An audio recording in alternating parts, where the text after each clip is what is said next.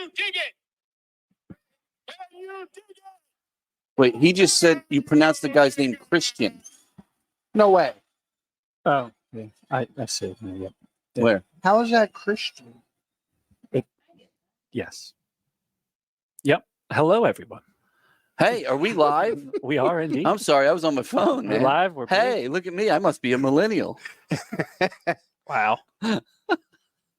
Jesus. Yeah, wow. Wow. Dude, isn't it funny how it hurts your feelings when people say the truth? Oh, shit. Yeah. That door's. Yeah, the door's wide open. I can feel it. I can feel it breathe on my nuts. I got a lot of papers here in front of me for some reason. I'm not sure exactly why. I think some of these are old ones. Oh, no. Yes, apparently so. We have New Mickey news. Dolenz on the show tonight. No. Taylor Nation and Jay Roddy. Oh, man. What the? We have all kinds of people coming on the show Oh, tonight. boy. What's happening here? This is unbelievable. There's that thing has arrived There on it is. stage.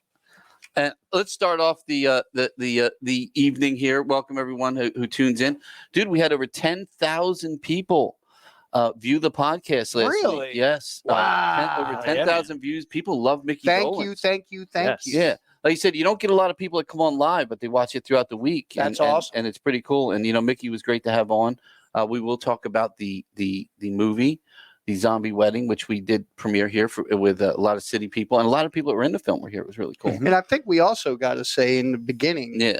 a very happy birthday. Well, to that's our- where I was trying to get to. My fucking girlfriend's birthday. Jesus, Asshole. I know. dude. Literally, why don't you step on my dick? Oh, man. I mean, Jesus Christ. Come here. Wow, CT. Anyway, happy birthday to my lovely girlfriend, who is also our producer, Kaycee. But CT had to step on my Sorry. dick to get Sorry. there. Yep, there that's she the is. wrong one. Wait. I Yeah. was going to say she fucking left. Made everybody mad. Yeah, no. That's what I was trying to get there. But anyway, happy birthday, hun. She is officially Thank old you. now. I am old. She's up there. She's hitting the she's not as old as you yet, but she's No, up there. No, I mean, hey, it would take a divine intervention for that to happen. It could happen. It is possible. But no, happy birthday. We went to this Thank great place to eat it. What was it called again? First something? First watch. First Watch. First watch. It is a chain, definitely. First Watch. Because there were several of them, like when you looked them up, but it was Mhm. really good. It's like a brunch place in Sewell. And so, yep. Yeah, really Yeah, it was good. really good. New Jersey. Yeah, it was over by the hospital. Yeah. And it was attached to the Chipotle that's Yeah. that's in that one It shop. sounds like Sewell, an New Jersey, home of investigative the funniest reporting venue. show. It does. It does. First I thought, Watch. well, for me, I mean, that's a military thing for us. Yeah, It's like I'm First saying. Watch and stuff. But it was actually, and I guess it's because it's a brunch thing. You have Okay. First Watch, you're up for brunch. Gotcha. But it was really good, man. It was makes sense. definitely, we had to ride, 30 minutes, an hour. He there and complained back. about the drive the second the food got put down and he took his first few bites. I was drove he here for this. started shoveling it Bro, in. I it was like, was you're not banging, mad. bro. I can't stand Nope. driving there. It was It's good, though. terrible over there. Watching the township. It was Oh. good. Well, of course, Cheese. The back of course we get roads. the 5 points intersection there, and there's one car on top of Oh, another yeah. car. Yeah. No cops there yet. Get it right. So of course everybody's out. We go by, and all of a sudden 1, 2, 3, dude, That was Vineland today. dude. How do you need so many police cars going to 2 cars in an accident? Mhm. And then we're 5 miles down the road. Here comes like flying, like cutting people off. I'm like, yo, bro, there's already 10 guys there. Yeah, right. Mhm. I don't think we need you there. And then finally an ambulance. When we get to the hospital, just Isn't pulling that out. the most important? I Yeah, think that would have been the first one to get there. Yeah, And a no. fucking fire truck the size of Numero- like Cleveland. Numero Speaking They of put the Cleveland. fire truck because that one car Yeah. was leaking like a Yeah, sieve. that one car Yeah. was. No, dude, Yeah. it was a bad wreck. But I'm Really? like, of course, here we go.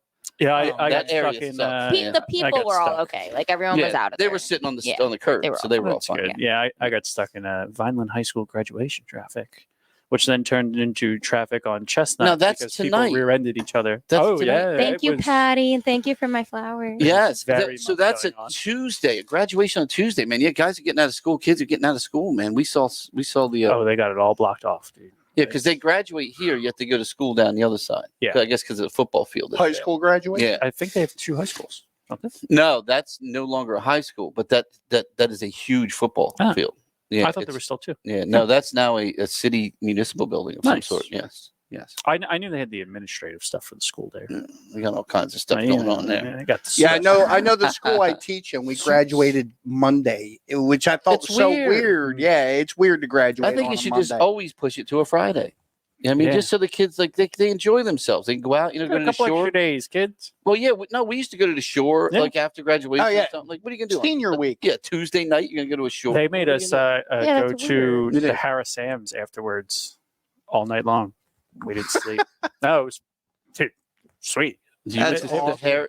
That is not like They for- they bust us all to That's Harris for, like, Sam's after babies graduation. and Yeah, shit. you think that, but when it's a bunch of you and it's Yeah. all your Dude, friends, let there, me it's a lot say better. something about Sahara Sam's. It's now called Yeah, the Big plus one. Kahunas. I have a membership. I take the little Wait, guy did they call? there They changed the constantly. name? They Yeah. got new Do they still have the owners. Diggerland where you can like? Yeah, take- that's Yeah. right next door. Oh, that is so cool. You get to run the Yes. machines and stuff. My dad had construction companies all his life, so I had to do that shit for real. But as a kid, to be able to sit there and operate, Mhm. these, That's oh, yeah. that's I so plan cool, on taking man. my son at some point. Dude, But that's cool. Big Kahunas, which used to be Sahara Sam's, what they did with the outside, like their tiki Mhm. bar outside is Yeah, it's pretty cool. fantastic. It's pretty cool. Well, Pretty cool. Big Kahuna used to be a big club in Delaware back then. Yes, I remember that. Kahunas. Yeah, that was a big Kahuna. club down there. What was the other What happened to that? Hawaiian thing that was around here all the time? The big volcano. I know on Delaware Hula Avenue Hands? there was a place What was called it? Coconut Grove. Houlihan's? No, Houlihan's is Hula like Hands a normal was- place. Yeah, that was a good place. I haven't been there. Is that even around anymore? Hula Hands? Oh yeah. Is it? Yeah, but they're like it's like a Bartucci's, that was another cool Wasn't place. there a Holy I don't Hand even right remember. down the Tucci's street? contest, Oh, like Tucci's a is good. $500 gift card. Do you know what I bought with the $500? The place was right next door to my dorm in Boston. Yeah, I bought $500 worth of rolls. I don't know Oh, that dude, I bought. they're banging. I don't know Yeah, that I but- bought any pizza. Yeah, I Bartucci's literally is good. walked in and was like, "Can I get $100 worth of rolls?" And Yeah. he'd be like, "Sure, why not? I'm like, here you go. Here's my gift." Well, they card." had to do it. I'm the Hey, one that Italiano, for your it's ad right Bartucci's. up here. I'm the one that took that. Now, picture, now so. rolls like sandwich rolls. Dude, they're the Oh, you dinner never had a rolls from Bartucci's? No. Oh, you got to go, It's man. the pizza dough that they take Yeah, out. And they it's like really brick roll. oven pizza. Hey, how plates. many Pretty they give you banging. for like $100? Well, back then, how much? I Probably a don't even know fucking that small there was a carload. count. It was dude, it They was just bags throw 'em in a full of trash shit. bag. Literally, that's Now you say, "Can I get $100?" Where he cuts one in half? yeah. There you go. There you go. Yeah. No, And but generally, I think will bought say, $500 I will worth of say, rolls. and it was a reasonable. Like we had appetizers, Mhm. and it was reasonable. It actually Nice. wasn't as bad as you would think. So, which is very rare now. Well, So- a lot of these but again, places. Real quick, it was eggs and potatoes. So it wasn't Oh, like yeah, it wasn't I like hear you. they were going out of the way, but it was banging, man. It was so good, wasn't it good? A lot And of these fresh. places Everything was anymore, fresh. like there's no point in going to fast food anymore. It's as expensive, if not more It's expensive. insane. That's Then what we were eat saying at while a we were solid there. It's in the place. name. It's fast, not cheap. Yeah, I saw. Yeah. I It used saw. to be cheap. Did you see? but It came up on our so we ring don't call it our cheap ring food. cameras Dollar today? menu. What? Did you see what came up on the ring cameras? No. It literally said, "I got food poisoning at Popeyes." Oh Don't yes, go I there. did see that. Yeah, I did. Yeah. I Oh, commented. I man. said, "Tell the health department," because somebody would Yeah. tell them on us, right? It's funny, man. It's like it's. But you know what? That's what happens. They can't sell the food. Yeah. They don't want to lose money, and they end up saying, now you're these restaurants, especially chains, because they get away with murder, man. Yeah. They really do. They get away with murder, and here they are. They're serving stuff because it's just they don't want to lose money, and Yeah. there's a guy in corporate going, just that chicken's good for another 7 days. Well, there was a thing going around that was talking about all the chains that were going under, and I felt like no pity for any of the chains no, because They it's made their money. garbage food. It's Mhm. it's and they not- made their money over the years. I They made agree their with that. money. I mean, the whole reason why Red Lobster went under, and I kind of got a chuckle out of it, was because they offered a endless shrimp promotion, and people were eating so much shrimp and made them go out of business. That's why Red See, Lobster. I would had say the it was Can problem. we more get a like- Red Lobster Yeah. correspondent on? Yeah, I would like Over to you. because there's a lot of Former those- Red Lobster employee over here. I Hey, didn't see- work during Endless Shrimp. I worked during Lobster Fest. So. Yeah, but what happens with a The lot of bougie. those is that's the excuse they give you, but it's actually just the corporate guys just like packing they know we don't want to say recession or anything because God forbid, we would inflation isn't up 34% over the year, but the what happens is they'll pad stuff. They'll start giving themselves bonuses up in their because they know they're going to close the joint, and they basically that's what happened with Toys R Us. Mhm. Toys R Us, the managers were literally stealing left and right from every store, filling their pockets. They were doing it's a scam. Don't do this at home. They were taking so you would go in and buy an Xbox, right? And you get the Xbox and they give you, they'll sit there and talk you in. Oh yeah, this. They give you, boop, and they keep your card. Oh man, Not to steal from your card, to refund your Xbox. You call and go, I think I left my card there. And they're like, oh, you did. It's right here, Mr. Jones. You come and get it. They refunded your Xbox cash. Wow. So they refund $300 back, put it to the side. At the end of the night, they refunded 4 Xboxes, puts it in his pocket. And they're doing this like with all the big ticket items, man. And they literally put them out of business. Yep. And it was like this whole bunch of these guys doing it all at one time. I know, because I know one of the guys that was doing it got put in jail for it. Wow. But there you go. But isn't that crazy though? But that's literally what they do. They sit there and find a way to milk the company, and then they just kill the company. But they walk away with tons of money in their pockets. It's true. Yeah, it's true. It's pretty crazy. But anyway, here we are, Kaycee's birthday show, Absolute Vodka live at the Landis podcast with Michael Kelly Guitars as our co-sponsor here. Oh, by the way, Michael Kelly sent us one of the. I didn't bring it on tonight.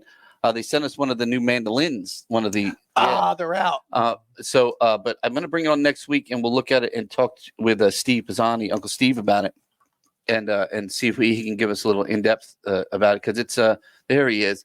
It's definitely gorgeous. I can tell you that. It's really nice. The design's nice, and it sounds great. It's cool to see them rolling out after talking about it and them taking their time. I'm glad they brought it out. It's and acoustic electric. It has a built-in tuner and stuff in it. It's really nice. It's gorgeous. It's a gorgeous little mandolin. I definitely want to learn how to play it. There's not a lot to playing the mandolin, to be honest with you. It's just there's some chord progressions. Once you get those down, you're good. But it's just knowing the double string and stuff. And of course, there was a string broken on it, and I'm like, yeah, it got broken in the box. Now, here's my question: what is the difference? And maybe there is no difference between a mandolin and a banjo. Oh, it's a big difference. Is there a big difference? Yeah, especially the sound. Just the sound. Yeah. Banjo is basically a percussion instrument. Yeah, it really is. And the mandolin is a Greek instrument. On top. Like, mandolin's got 8 strings. Banjo's got 5. Yeah. Okay. Yep. Yeah, no, a banjo is basically like if you took a snare and then ran strings across it and played it. Now, what about a fiddle? Sound. A fiddle's just a violin. That's just a violin, yeah. It's fiddle's more how you play. Yeah. Gotcha. You're fiddling it or you're violining it. Yep. It's true. I used to fiddle. My mom used to go, "You're gonna go blind, boy." Fiddling or you bowing? Get up there through fiddling. Come on, Mom. Anyway, we had a really great thing we had a really good turnout, man. We had like several hundred, like maybe what do you think we had for the movie? Probably like good 200-300 people or more. Yeah, nice. Came out to the premiere. There it is, the zombie wedding, man. Yeah, we did it all up, man. Gave it that real good that good look. Yeah, man, we had a really great night, man. The place was packed. A lot of these people that came were actually in the film, locals from that were in the film, and their families and stuff, and it was kind of cool because they got to see themselves and they were cheering. Awesome. It is cool. It's actually really cool, and there's some of the city officials were here, and it was a great night. And there's Robert, as you remember, he was on the show last week, plugging the zombie wedding. But yeah, we had we did it up nice. We gave it that good premiere feel in there when you went in. Yeah. And that's Greg. Greg was the writer and one of the producers there.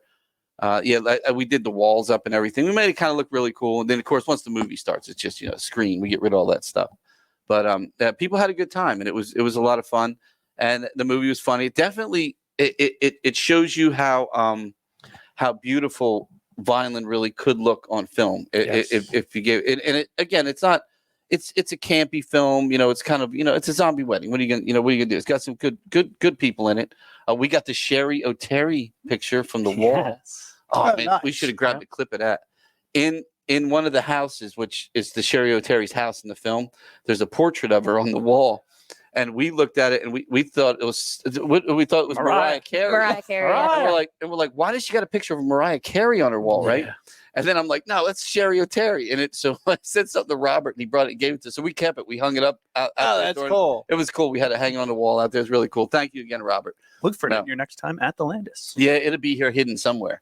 We're going to keep Sherry on the wall. That's awesome. Keep moving it around like a ghost. I guess now, is there any thought to another presentation of this show in the future? Yeah, we're actually. I was talking to Robert. We were talking to Robert today. We were going to bring one of the designers on. It's a makeup designer, correct? Case tonight. Hopefully it's 7:30. 7:30. Oh, excellent. 7:30. Yep. Yeah, his name is Christian. He actually is a designer that does all. I'm really interested because he does a lot of stuff. I want to make sure he's the same person because I don't want to say, oh, you did this, this, and this. But if he did, this guy's like got some great accolades and a wonderful designer. A really wonderful. You look at some of the stuff he's designed, you're like, wow, this is amazing. But but well, I forget what I was getting at on that. We brought some people in. Some of the people that came, he didn't make it. That's what I was gonna say. So he wasn't here for the premiere. There was a couple other people that didn't make it for the premiere. But what we had told Robert is maybe what we'll do is, as we get closer to the release of the film, we'll bring those people on the show. Oh, like the costume designer. Yeah, Olga. Yeah. and maybe talk about the plug it a little because it's releasing Friday, September 13th. On in a couple of those like those artsy theaters, you know, like how they always have those releases, and then on for download and view online or whatever. I guess I'm not sure what platforms. I'm sure it'll be on most of them. Now I know, thinking about your buddy, the creator of Monster Mania. Yeah, I know I've been to a couple Monster Manias where they've had independent films kind of like had booths of their own and presentations of their own. Maybe that's something they could check into. Yeah, I think this is probably one of those films that would be nice there. I mean, you definitely, you could have those reunions and stuff there. But I love when they get together. But like when I used to go around to those conventions, plugging our horror movies back in the day that we made and stuff. I mean, they were always fun because we used to have a booth. Well, I had Lionsgate behind us a couple times. Awesome. So we had like serious booths. Yeah, that's hard. We had like Lionsgate really nice was stuff. Horror, man. Yeah, we had some. Yeah, it was Lionsgate and Weinstein Company. Had another, I can't remember what they were called, Dimension Films. And Dimension Films, I did some stuff with Dimension Films too. And they were another one big back then. And that closed. Like Dimension Films closed up. What were you looking at, Case? I was thinking about the logo, and my signal to do it was this. Yeah, Dimension Films. Yeah, I know. That's what I was like. They used to do it, and I did a couple movies for them. 8 Films to Die For series every year. Love yeah. those. Oh, they would buy anything. Absolutely. They would be like, wait a minute, it's a toilet that comes alive and eats people. We'll take that. That's one of the 8 movies that died for. Exactly. There was one of those. There was one of that series, and I'm trying to remember the name of it. It was about this girl that was like, she had a gorgeous body, but a really hideous face. And it was about like she became a killer of some sort. Like I remember loving. It Teeth? Wasn't Teeth? No, I do know that one. Teeth was so bad. Oh man. man. I think I know what you're talking about. Yeah, I just. There were so many good, those small independent heart. Like if you go back and look at some of those movies that started, like you look at a good friend of mine. I worked on Guardians of the Galaxy with him. Was Lloyd Kaufman. Lloyd's a guy from Jersey. He does he did Toxic Avengers and all those crazy movies like that. And dude, he's still making movies today, and they're still just as campy, just as disgusting, and just as fun as they were. Talk about Monster Mania. I know Toxic Avengers always. Yep. Like they always have like their corner booth. Yeah, Lloyd. You'll see Lloyd at pretty much anything. Tattoo conventions. I think the last time I ran into him was at a tattoo convention, and he looked at me, and I looked at him, and I went, Lloyd, and he looked at me. I said, yeah, we were in one scene of Guardians of the Galaxy where I actually got to do a stunt thing, not working on the writer side. And we were sitting up there and we were prisoners. And I forget, I was prisoner like 84 and he was prisoner 30. That was our name. And it's so funny because I can't think of his name. The director of James Gunn. Yeah, James Gunn. So we call him Jimmy. So Jimmy gave him he gave Jimmy his first shot at directing with Tromeo and Juliet. So that was Gunn's first directing job was given to him by Lloyd. So of course he always gives Lloyd stuff, right? And Lloyd, he goes, that fucker. He goes, all I did for that kid. He goes, I didn't even get credited in that film. I said, neither did I. By our name, it says uncredited. I'm like, neither did I. Damn. I was like, uncredited. Yeah, I worked on a couple things with Gunn, but he's cool too, man. But it just Lloyd is the man. Lloyd is good, man. He's got a niche for these crazy good, like really low budget horror movies, and he's got some like I can't remember the other guy's name. I'm bad with names anymore, but the one guy who does a lot of his makeup stuff, he's Kabuki Man. Okay. He's amazing, man. The stuff he's done. He worked on a TV show I did with Tony Todd, and he did a lot of our makeup effects on it, and he does a lot for Lloyd, and he's just good, man. He's really good. He's good at making the really gross stuff, and it's wild because I don't think we're ever going to get to a part with modern movies that are going to be like that time period. Yeah. You bring up Tony Todd and people like that, and like I don't think we're ever going to see that again. He just made him. Now I wonder what happened to it. I wish I could get a hold of somebody and ask him. Lloyd made a movie called Shakespeare Shitstorm, and it was literally like it rained shit on. Oh everyone. man, That's Lloyd Kaufman movies. But and I never saw it. I'm like, I don't know what happened to it, but I remember they were working on it, and I saw all this stuff about it, and I never saw it again. He was good friends too with with Kevin Smith and stuff, and Nice. he was on the Comic Book Men show a few times. Lloyd's a great guy, man. He really is. He's always out there supporting, the people that work for him, supporting the events and supporting his films and stuff. And Troma's like, hey, it's a New Jersey place, man. Toxic Avenger, yeah, man. first superhero from New Jersey, man. I mean, what? We're toxic. you can't beat It's it. true. But this film was a lot of fun. It really was. It was one of those. It was different, and I think that's what I think people take from a movie like this is they tried to do something that wasn't just your typical zombie.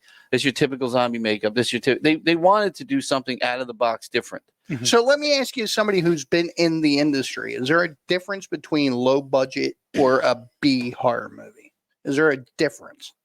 Well, a low budget is a B horror movie. Okay, yeah, that was my question. I wasn't sure if there was like certain qualifications that people put. Well, in there low for budget has B. changed over the years. I mean, one of our first films out of college we made for like $20,000.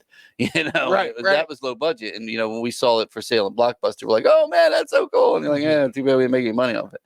But low budget now, it's like 1.5 million. Yeah, It's gone to it's like the price of food. I mean, everything goes up, but they try to.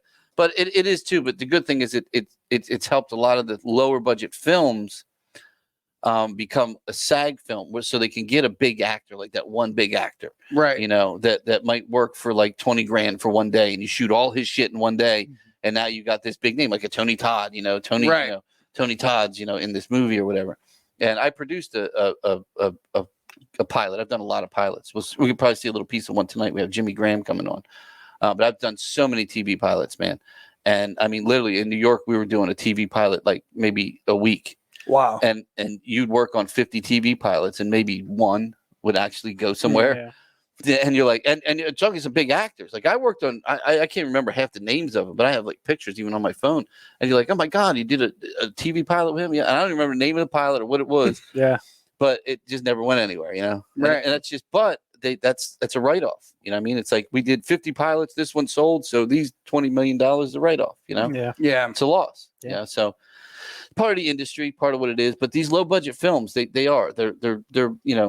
D-listers, you get a lot of like really bad actors in it, but you'll get some decent actors. And I think that what they did with this movie is they got you a couple people you recognized, and it was kind of cool. And like I said, I just love Sherry O'Terry. I just love her faces. There's an air about her that you're like, it's fun to watch. I mean, it's fun to kind of watch her do her thing. So she's really funny in the film. But again, if they'd have done this film, the typical zombie, the same way everybody else does zombies, this movie would have been bad. It would have been really, really bad movie. It would have been hard. You would have been like, okay. But what they did kind of made it fun. Yeah. And especially like I said, they went to the clothes. Like this one of the few movies I've ever seen where you become a zombie and all of a sudden your clothes change too. That's awesome. You become like a 70s guy. But it's hilarious. And again, it's fun about the campiness. What's that? What? Hey, you look like you're thinking about a Geno's. See, Philly you don't know me too well, then, man. You Yeah. don't know me too Yeah, well. he's thinking it's about in my name, brother. Where do you think I would go? Where do you think I would go? Penis cheesesteaks. Steve's, man. Penis Steve. But we got this guy real quick, Kaycee. We wanted to do a read. You weren't here. I want to throw a read in real quick. Ready for you. Yeah, if you want to grab that before we get Christian on and talk to him about his deal with this film. Yes. Which one are we doing here? No, just do that first one. Oh, I thought you were. Oh no. You can go on to Why don't we do the whatever you want to do? Do the second or third one. All right. Our new addition in concessions, Wanderback Beer Works, now available at the concession stand. We have their perfectly cromulent IPA and their Helles Lager now available. Classic, local, and clean. Well, we're going to also have that upstairs. Yes. We're going to start putting the cans upstairs. Nice. So They already have. Kaycee, they brought some up this weekend. Sold out of them. People sold out and they liked it. So Yeah, I thought it was really, really good. yeah, so we're going to order some and start selling it upstairs at Kaycee Ray's as well as the concession. So it's Hell really yes. cool. And we got, like I said, we got a lot of weird like changes going on as we move forward with with the property and everything. So Wanderback is going to be a big part of everything we're doing here. Excited for And it. well, we're excited because it's good. Yeah. And it's obvious that people are liking it because we're selling out of it. This is that slow time of year. Everyone's going to the shore. Everyone's at graduation. Yeah. I mean, it's a tough couple weeks right here. So that's why we have no shows like in the theater right now. Next week, we will be talking about our Battle of the Bands, which will be firing up this year in July. This year, we're going to start upstairs at Kaycee Ray's. All the bands are going to audition up there. The winners will come to the main stage and have a big theater show on the main stage. So it should be a lot of fun and a better way to get like people out and be able to, and see a band like you normally would at a bar instead of trying to put them on a venue. And this year there is no online voting because that just became a people cheat. I agree with that. People cheat, and it is what it is. And it sucks for the guys that really did a good job and brought people out and got some votes. And then all of a sudden, one band, from East Jabip gets 400,000 votes. You're like, oh, yeah, okay, yeah, sure. From three people. Yeah, exactly. In the band.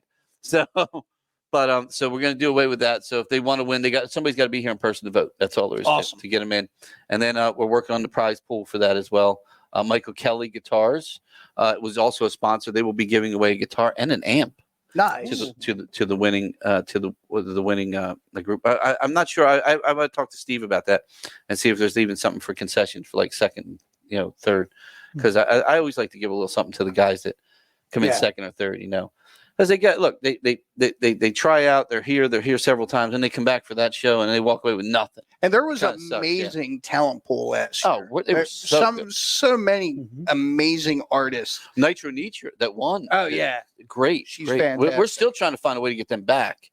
I'm trying to find the right band to put them in front of, and I've been talking to the guys from As We Become Ghosts about maybe doing a dual headline show. Nice. With the two of them, and then maybe throw a smaller band up in front of them. And then you had, I think, Strange Velvet was second. Yeah, they were good too. 4130, I think, was third. They were great. Yeah, 4130 is that was the band I thought was the best. Yeah, Nitro Nietzsche was great, and they won, and they were worthy of winning. But 4130, they were my favorite. They were my favorite. I gotta say, as far as Nitro Nietzsche, shows that we didn't cheat because they would have won. She's got guts because I've seen some of her videos walking into Walmart with a megaphone and like just playing her music in the front of Walmart. Oh, I have not seen it. Dude, it's incredible. I got to show you some of that stuff. Huh. She's got guts to do some of the stuff that she does. Kind of like that. What's that guy's name with the cone and the sax? Shit. Isn't it? There's so many of them. Cone sax man or something. Did you ever see him? No, not Saxquatch. Dude, we tried to get Sax. What happened to him? Is he dead? I think somebody hunted him down.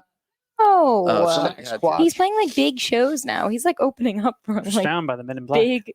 Could you imagine? Yeah, somebody just shot him in the woods. The poor guy's like, "Oh no!" We thought we saw it. Yeah. I'm shooting a promo video. Yeah, and he was playing a saxophone. No, I swear, it's real easy to find him. He's playing a saxophone. No, there's a shot from a mile away. Oh, he is currently on tour. Is he? That's awesome. He will be at Music Fest in Bethlehem on August 5th. See, he's probably doing festivals, and they're probably paying him a couple grand.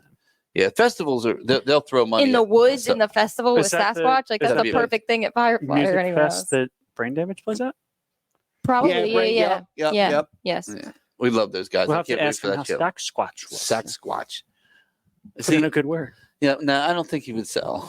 He's one of those bands you bring to a festival. People are like, "Oh, well, bands, guys." You're like, "Oh, he was fun to watch. Ain't nobody gonna pay to see that fucking guy." There are a couple of those like busker bands that got real big though. Too Many Zoos. Never heard. Too Many Zoos got real big. They were in like an Apple commercial and shit. And apparently, they weren't in enough zoos because I never heard of them. No, somebody we know was just posting about them the other day. Too. Really? I forget who the hell it was. I have no idea. thought it was CT, but who was it? Too Many Zoos. Too Many Zoos. It's one of those saxophone. I don't know. Wiggles around all the time. I've started seeing videos of this guy who will put. I watched a video. If you guys know who it is, please remind me.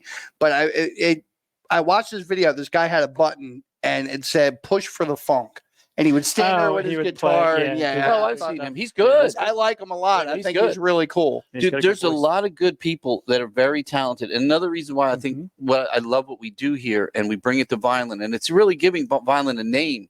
Is we bring a lot of these talented magicians. I said magicians because I was watching that video earlier where she goes, "You're a magician." Do you remember that? Oh, you see that with a girl? She goes, "Would you call me a magician?" Yeah. That was in my. But musicians here, and That's what you're seeing. They're out there. They're so talented, but they're not getting anywhere. You know, they're just not. Mhm. You know, they're getting an Yeah. Instagram following, but they're not making money. They're not What else actually this guy's performing. name now? I'm curious. But that's one of the things I love. A lot of the guys that play this theater are like that. They could have a little thing on the side, man. Yeah. Yeah, there's a couple of those that are really cool, and some of them make a good name for themselves. Yeah. Yep, and it's a lot. They're a lot of fun. I watch a lot of that stupid stuff. Just sit there and watch. that's it. Yeah, dude. I'll get they're lost funny, man. for hours. Yeah, they're funny, man. Some of that stuff online. But we're gonna. Do we have Christian on yet? Not yet. 7:30. So you have another 2 minutes. We got 2 minutes. 2 minutes. But so I want to go back to this zombie movie. So did you get any video of the crowd case at all, or just photographs? I just had mostly photos. I have a few videos, but I don't have them down. Oh, okay. All right. Never mind. Because I thought the crowd was kind of fun. I'm looking forward to seeing fun. this movie. Like, Yeah. Well, again, September 13th, Friday, September 13th, it will be released in Wait, limited. just like everyone else. Yeah. Yeah. You just shot. Limited theater release, but also online. It'll be released online. I'm sure. I mean, do they even do like DVD releases anymore? I'm sure they Anybody? do. Bands do cassettes nowadays know. again. So yeah, isn't that weird? it's a thing. Yeah. Who the fuck are you gonna play it on? Exactly. Yeah. Exactly. Oh, gee, thanks for the cassette. My 1992 Toyota Tercel. I feel like there's more people buying I actually have a cassette. There's more player. people buying vinyl now, but you can buy a vinyl record player anyway. You can't buy Yeah. a cassette player. Oh, I collect anywhere. vinyl.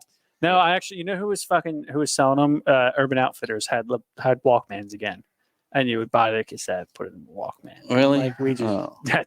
we're taking steps We're backwards going just for back the, in time. just for the sake of doing it. at What's this point. wild I mean, is that's how many- not Like doesn't how even sound big as good. vinyl is really big. Well, Like see, Yeah, but vinyl it's sounds better. people like me, Oh, I yeah. never. People like Hey, me, I so- never stopped collecting vinyl. Yeah. same. I'm same. glad it came back because it's brought back a lot of cool stores I can go check out stuff. Yeah. I We, look have, at we have Christian on. Oh yes, they're ready. excellent, absolutely. Hello, Christian, are you there? Hello. Hi, how are you? I'm good. How are you? Oh, doing Good. great, man. We are here live at the Landis at the Absolute Vodka Presents Live at the Landis podcast, and we premiered this week, this past Thursday, the zombie wedding film here. Yes. And I will tell you, we had a nice crowd of people, and everyone really loved the film. Yeah. Oh, that's good. Oh, it got a really good reception. Yeah, did. yeah. Yeah. And we were saying, I think what it is, you know, it's not like your typical zombie. It's not The Walking Dead. It's not that, you know, it was done in a campy fashion, but it made you go, this is kind of neat. I haven't seen anything like this, you know? Yeah. It was different. Now you did, correct me, you did the makeup? I did. Yeah. I by profession, I'm a costume designer. I'm a costume. That's what I had read about you. So I was surprised that you did the makeup and not the costuming. Yeah. Well, I did the hero zombie, Oh, okay. costume, and not the clothing, but the actual, because originally it was going to be a whole entire bodysuit. Oh. Yeah. So then I had done makeup in the past, but not special effects makeup. I did, you know, makeup glamour, they call it. Okay. And so I had to try to translate, you know, the hero zombie. I had to do the stages prior to that. So we were trying to sit down, Greg and all of us were trying to figure out what we could do once I sold them on the look. Yeah. To do this transformational thing, because they didn't want to just have zombies out the gate, you know, like Yeah. once you turn into a zombie, you're a zombie, you know, like in Yep. typical movies. So we decided that we were going to do this transformational kind of look, because that's integral to the movie. Well, that makes sense now, because I feel like the makeup did have more of a glamour feel to it. Yeah. Yeah. I found it appealing though, and I think that's what I found appealing, was that it was different. Mhm. It wasn't the same like gross, like drippy blood zombie stuff you're used to. It was fun. Yeah. Yeah. I think when I sold them on the idea, I basically, they were having dinner, and I was given the opportunity to sit down with all of the producers and pitch my line to them. And I said, well, you know, I'm into transhumanism and evolution. And I said, you know, how about if we kind of like look in the direction of like instead of going gross and hideous and Going glam. yeah, kind of going right, because it was like kind of like a choice. Like if you're given, instead of, like instead of it being a bad thing, maybe, from what they were telling me, I said maybe it's kind of a good thing. It's like a choice. Yeah. So Yeah. maybe we should like, I started on the journey of like trying to decide what to do then, and so I was like, what if the skin becomes transparent and like glass like, and then by the that time makes you sense. and by the time you hit the full evolution, their skin becomes completely transparent. You can see all the sinew and the tissue and the bones and everything, veins through the skin. That is a great concept. Thank you. I love that. That's I love awesome. that. I myself, I mean, before coming here and, taking over the Landis and buying the property and everything we've been through here, I was in the film business for years. And I love people like this that come up with something new and different. And that's a great, I can literally see your vision now. And I think that's amazing because it's really cool. Yeah. And you saw Thank it you saw it in the film. Like I said, it was like this. I keep telling everybody it's the first zombie film I've ever seen where you become a zombie and you become glamorous. You all of a sudden, Well, I don't know if you can see right now, but we got a couple. yeah. And all of a sudden, your clothes get nice. You get a great Right, makeup. right. It looks phenomenal. Look at the clothes. I love the Yeah. clothing. Well, the clothing was done by Olga Turka, and Olga, she, yes. yeah, we sat down for like 3 months That's because we amazing. got to know each other and everything. And I told her what I was, what I wanted to come up with. And at first they wanted me to do the clothing, but I said, no, Olga was previously, she had worked on the clothing for the Broadway play Yes, of this. that's right. Yep.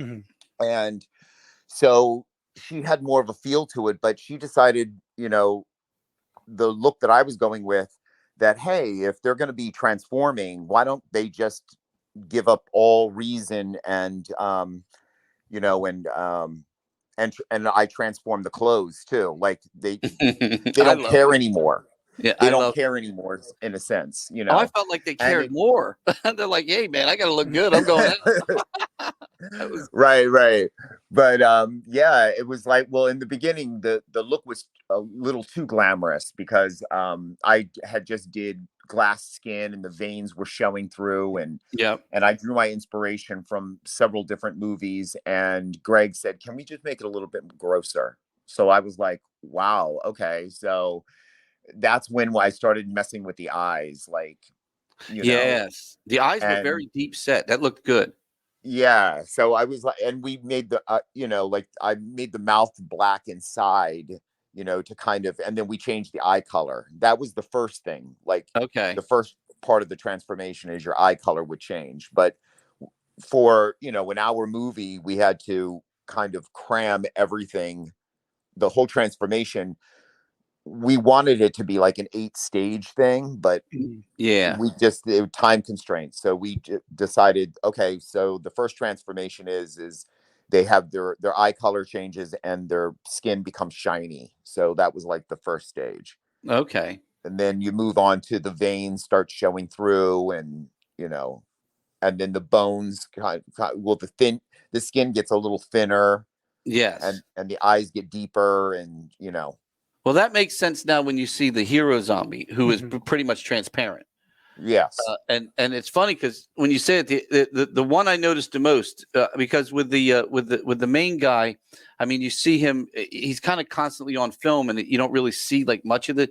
But Sherry O'Terry's transformation was perfect, because you literally saw her, like, and she's Steve saw the film here. CT, who's on our panel here too, he didn't see it, but she's literally she's getting drunk, drinking champagne as she's turning into this zombie. Awesome. Yeah. And then by the end, she's got this mushroom hairdo. Yeah. Like her makeup is spot on. Yeah. It's like, it's hilarious, man. Yeah, like we wanted to make it like, that these characters don't really care anymore either, but they just they start to live life with reckless abandonment because it's like over with. They're zombies, and it's supposed to be for the good or bad. They transform, and in this case, I guess in the movie, it's kind of for the good. They learn how to live with it. Yeah. And my inspiration for Sherry O'Terry and pretty much all the characters is that Death Becomes Her, where, you know, like when they had to paint themselves, like, so I said, imagine her putting on makeup on top of like her skin transforming, so she missed her eyebrows, or she was hilarious. And she's so funny. Yeah, she's so funny. And you know what was cool? I got to real quick, because somehow, I don't know how you did it or if it was her that did it, but she's known for facial expressions. Yeah. And somehow in the makeup, she was still giving that Sherry O'Terry thing. Yeah. You know, and it was great. Yeah. Well, I mean, we like the placement of the veins and everything. Like, I thought about that during the transformation, like, because I grew up watching her. So I love her. You know, she is known for those facial expressions and they're hilarious. So when placing the veins and the arteries and like the effect and also the crazy hair and all that, it just linked to it. The hair was great. Did you do the hair? Well, my team, I designed the hair look. You killed it with her hair. You could not have done it better. That was hilarious. Thank you. Dude, she gives my favorite line in the film too, which I don't know if it was scripted or if she just dropped it on set, where he tells his wife to sit, and she says, "If you want her to sit, you better get her a biscuit." I started dying. Somebody got a milk bone. Well, somebody got a milk bone. Right. Well, she did ad lib a lot. Like, that was hilarious. She was like, she added her own things into it, which made it, you know, it made her more comfortable in front of the camera. It's things that she would be known for, you know, her style really came across. Yeah. Now, I want to ask you one more thing. So we were looking you up online here, and you do some pretty amazing stuff. Thank you. Now can you give us, just so people have an idea? I mean, this is you've worked with some big people. Yeah.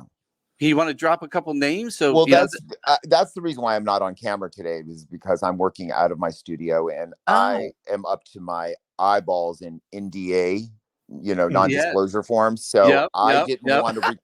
I didn't want to record anything in the background because I'm working on right now. Presently, I'm working on 2 new designs for Lady Gaga, and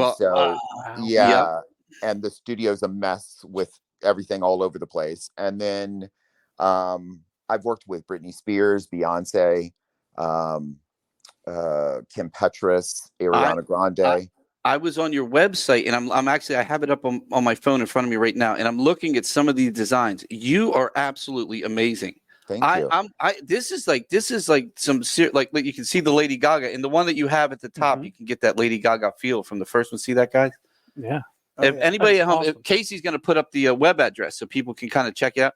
But look, I mean, this is so Beyonce. Look at this. This is you really do your purses.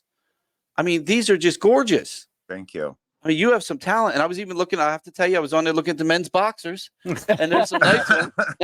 There's a swimsuit on there. I'm like, I want that swimsuit. He's got the clothing line with the bathing suits. I mean, I do regular. Street clothing. Yeah. Yeah, and there's swim trunks on there that have like they're like almost like a snake skin look. They're really nice. They're really cool. Oh, I love them. I might have to. Yeah, I took the print that I designed for Lady Gaga for the helmet in her tour, and I just changed up the colors and everything, and then printed them on swim trunks. Well, let me tell you, you got me sold on them. I think we got the website's up on the screen now, so people we do pretty good. Like that, we get a good 10,000 views a week, and I want people to really get on here and take a look at what you do, and take a look at your website, because I think I think your work is just impeccable, and I think that's where I was like, wow, he did the makeup. I was like, what? I had to. I was given the it was my pleasure to head 3 departments. It was difficult. I'm not going to lie. It was my first time heading 3 departments. And, I mean, I loved it. I mean, and the town of Landis was amazing. Like, everybody treated me really, really, really good. Yeah, we a lot of that. We actually had a couple people on stage that had been in the film, and the one kid was talking about his zombie makeup, and he said it was very exfoliating. Yes. Yeah. He said, Yes, well, because the technique, right? Because the technique that we wound up going with, because we had to cut the schedule. Like, so originally each zombie would have taken, no lie, it would have taken 2 hours. Then I was told to break it down to an hour. So we tried to break it down to an hour, and which we did, but with everybody's schedules and all the actors and actresses and everything, they're on time constraints as well. So I had to figure out a way to break that down even more, because the original technique that I used was invented by a famous makeup artist, but it had to be airbrushed on. And then and then it took an extra additional hour to remove it. And these actors and actresses are on a time constraint, and when you go over that, you start hearing from agents and everybody. And so I finally figured out a way to do it by just using a clear peel off mask. Oh, okay. Almost like the who's the guy? He won an Oscar for it too. He did the like this scarring, and you can put every time you come in, you have the same scar. There was a name for the technique. I forget what it was. But he won an Oscar for that. So I started in this business long time ago. First movie I ever was in was called Eddie and the Cruisers. And I've worked years in it, and I love that you're doing practical effects still, because I'll tell you, like, I went through a lot of shows I worked on, including Boardwalk Empire and stuff, where they would still do practical makeup. Yeah, and I would sit in the chair. I did a lot of stunt work on that show too. I've done all kinds of weird stuff, but awesome. I would sit in the chair for 2 hours just to get my hair done and the mustache put on. That's what I'm saying. That's what I'm saying. It's like you're doing zombie makeup, and we had to do over 100 zombies. Oh wow! Yeah. So that was it wasn't fun, in that we had it churning out. We churned them out like it was like a conveyor belt. They would move from one chair to the other. First, they would get their glam makeup put on, depending on what stage you're in, and then they'd move to the next chair, and then they would have the goop. We called it the goop. We put the goop on, and then all their veining on top of that. Then they moved to the next chair, and then they got other makeup put on top of that, and then they moved to the next chair for hair, and then they would be on their way to costume department. Yeah, it's so funny, because I worked on some of the original Amazing Spider-Man films, and everything was practical makeup. And you would get some of the big actors. They would come in. Some of your A-listers would come in and sit in makeup for 8 hours. Yes. Shoot for 4. Yes. Spend another 3 hours getting the makeup off, and then years later, I'm working on I forget which one of the Marvel films I was working on, and they for the first time I can't remember which one it was, but they had me in I was a robot. What was on with the robot? You got to forgive my mind. I've done so much stuff I forget all the crap I've done. But and Transformers. No, it was the Iron Man. It's the Avengers one, but I can't remember the one with the robots, like whatever the hell. But I came in and I thought, I'm gonna have this cool robot stuff on, and I'm gonna sit in makeup for hours, like I did on Batman and all these movies. And they're like, no, they just put these green dots on your face. They said, the CGI. Now we're just gonna yank you through this wall. I'm like, all right, here we go. I'm like, oh yay! But I thought I was gonna have like cool makeup on and all that stuff, and I was like, I just got gold green dots stuck all over me. But I was like. But CGI.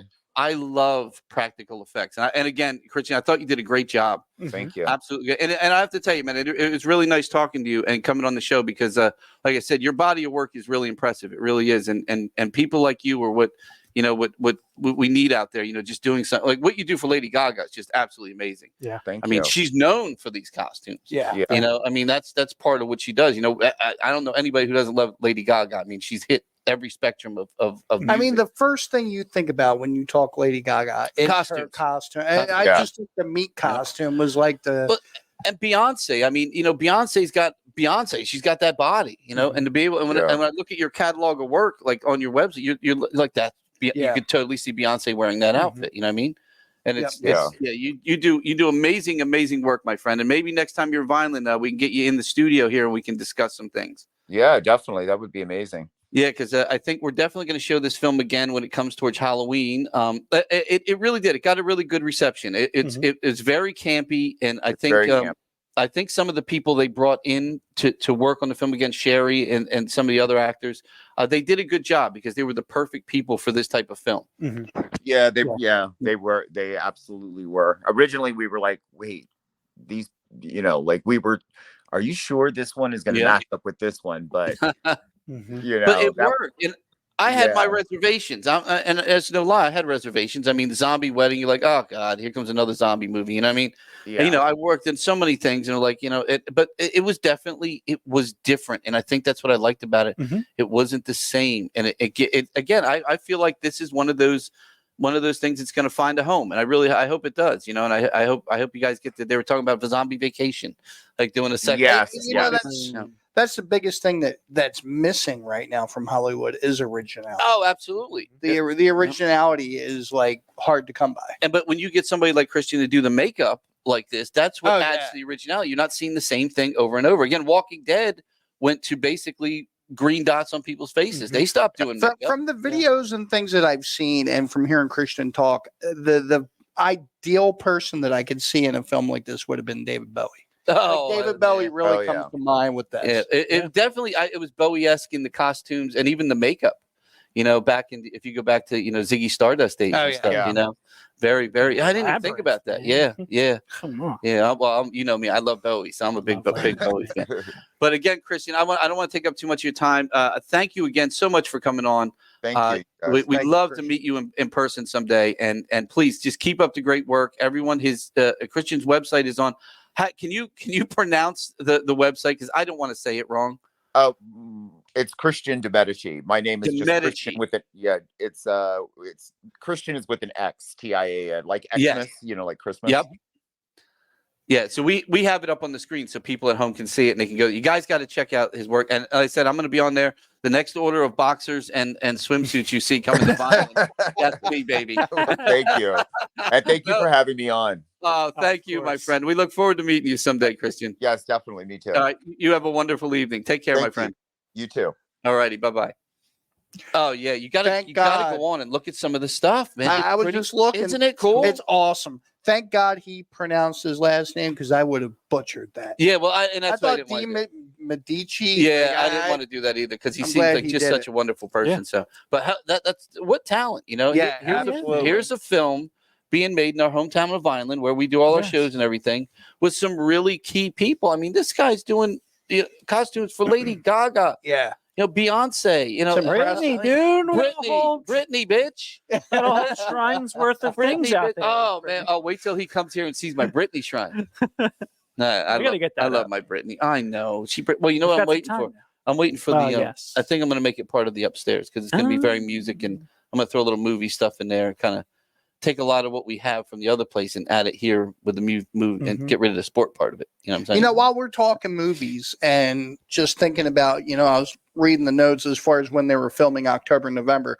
Is there thoughts as far as Halloween? Now, I know we're a little distant from it as far as doing more movies like you guys did last year. No, yeah. I think that's such an awesome idea. I know Dave Hagen, who does Monster Mania. Dave's very busy. He's a very busy guy, but I want to talk to him about maybe doing something. We had spoke about it last year, and I should probably get a hold of him during the summer so we can make it happen, where, he's doing his convention in Cherry Hill, and maybe we take one of those nights or even a night prior to, and have like a big party here.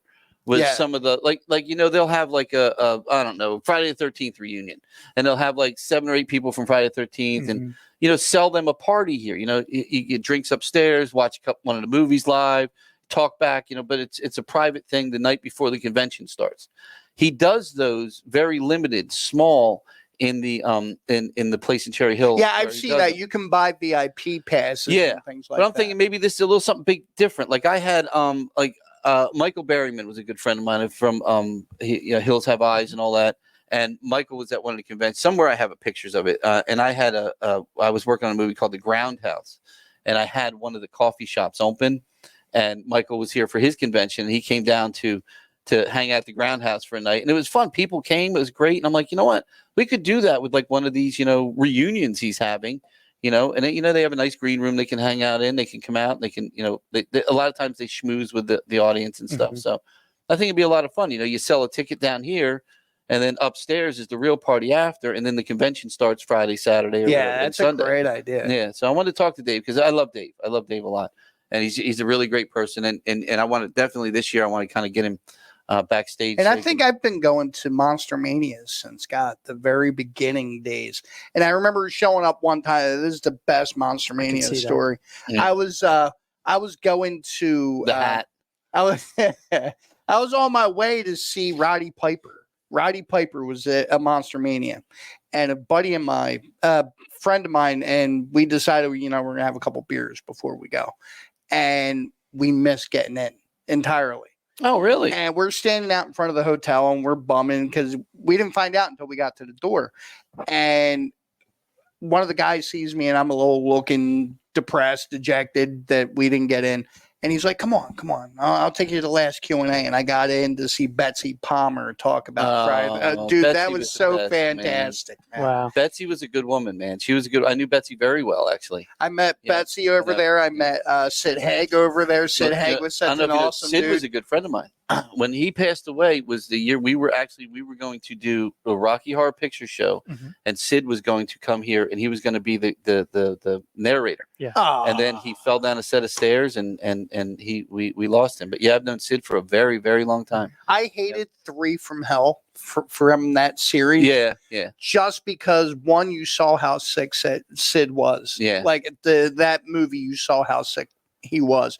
But then again, the ending of Devil's Rejects was the best Oh, ending yeah, of yeah, any yeah. horror movie. Sid was a great guy. When I tell you, I was lucky enough to meet and befriend. Like Betsy was phenomenal. I tell you what, people like that, like Betsy, is. I went back years later, and you know, again, we knew her as Mrs. Voorhees. You know, I got pictures with her. You know, we hung out with her. I've had dinner with her and Malcolm McDowell at times, and they're just great people. And I got to know her. But what I didn't know about her was in the like 50s and stuff, she was a big like TV star. She was one of the people that were on all the game shows. If you remember back in the day, game show hosts were famous. They were huge. Like if you were and your host so and so, and he's like, oh yeah, that was the big guy. You know what I mean? She was one of the panelists for some of those, like, To Tell the Truth in those shows. Oh yeah, was Betsy Palmer. And I looked at it one day we were watching. I'm like, wait a minute. That's Betsy Palmer. Mhm. I'm like, wow, God, why can't I think of her name right now? From Cheers, Christy Alley. Christy Alley. I met Christy Alley in LA, and we became friends.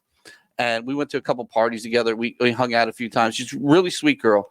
I never realized we're watching. I forget what show it was. We're watching a game show on this because I sometimes just for help up in my office I just put game Oh, shows. from on. Cheers? Yeah, from Cheers. Yeah. And we're Match watching, Game. and she's on Match Game. Yeah. She's literally a contestant on Match Game. That's awesome. And I'm like, what? You know what I mean? And unfortunately, she's passed away too, unfortunately. But it's like, I'm like, I mean, how many what? people went through Hollywood Squares? I mean, But you could see everybody, especially Gene Rayburn, that dirty little filthy piece of crap, sitting there like hitting on her the whole time. Yeah. And you could see everybody on that panel that was a guy was just sitting there with their mouth open because she had these blue eyes that would just eat through you. And she was beautiful when she was younger. And you could just see them. And I'm like, there's no way she didn't leave the set of that show that night. And every one of them said, you want to be in my movie? You want to be in my movie? What are you doing? You want to be in my movie? And all of a sudden, here she is. You know, she's becomes this huge star. and here's the other thought as far as Monster Mania is concerned. A lot of times I see them bring musicians through. Maybe. We might be able to get some. That Just was kind saying. of my thought about talking to Dave because I might be able. Doyle. Yeah, well, Doyle would be great, but we Oh, also man. we're about to announce another Misfits guy coming. But one of the things I'd like to do is maybe even bring in a good heavy metal act, like Glenn Hughes is Dave's favorite. And last year Glenn wasn't feeling too great when he was here, so this year I want to get Dave here. I want to get him in early so he can meet Glenn because I want him to meet him. He saw him in Deep Purple back in the 70s at the Awesome. Spectrum and shit.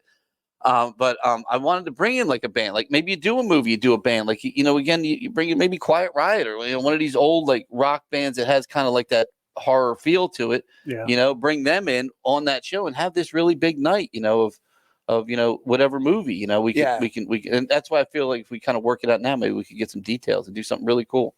Because again, I love horror. I love Dave. Dave loves music, and together, I think we could do something really cool for the fans. That'd be awesome. What's that? Guar. Oh God, could you Oh imagine? my goodness. Dude, I we'd would love never to be able to see get the Guar carpet here. clean. We've I would gotten love to see no, Guar here. we've gotten stuff We've done out of the worse. carpets. I Yeah, mean- not Guar stuff, like Yeah. fetuses and Yeah. things. Fair.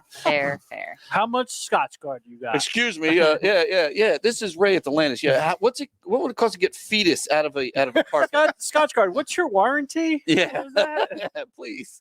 Oh my Ah, God. shit, that's they wrote it off. hilarious, man. That is hilarious. Well, we're gonna I don't know if you want to check on Jimmy too and see where we are with Jimmy. I told him around 8 or so if you want to see how he's Yeah, you doing. want to go see, but CT, how about you do these upcoming shows? Oh, All right, you want to drop got that? Drop that. Go see.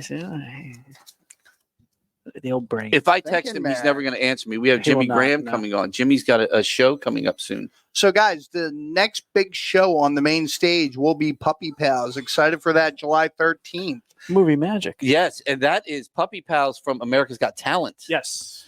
Yes. AGT's very own. Where did they come in? Do you know where they placed on? Don't. I know they came up like the top Yeah, I five. think it was like a top Yeah. 5 or top 3. I know my Rudy. son. That was my son's first big show, and now that he's 5 and he's getting a little bit older, he's really excited. Like Yeah. he's Oh, they looking were forward to it. Then we have Completely Unchained, the Van Halen experience, Looking coming so August forward. 23rd. I heard so many good things about this band.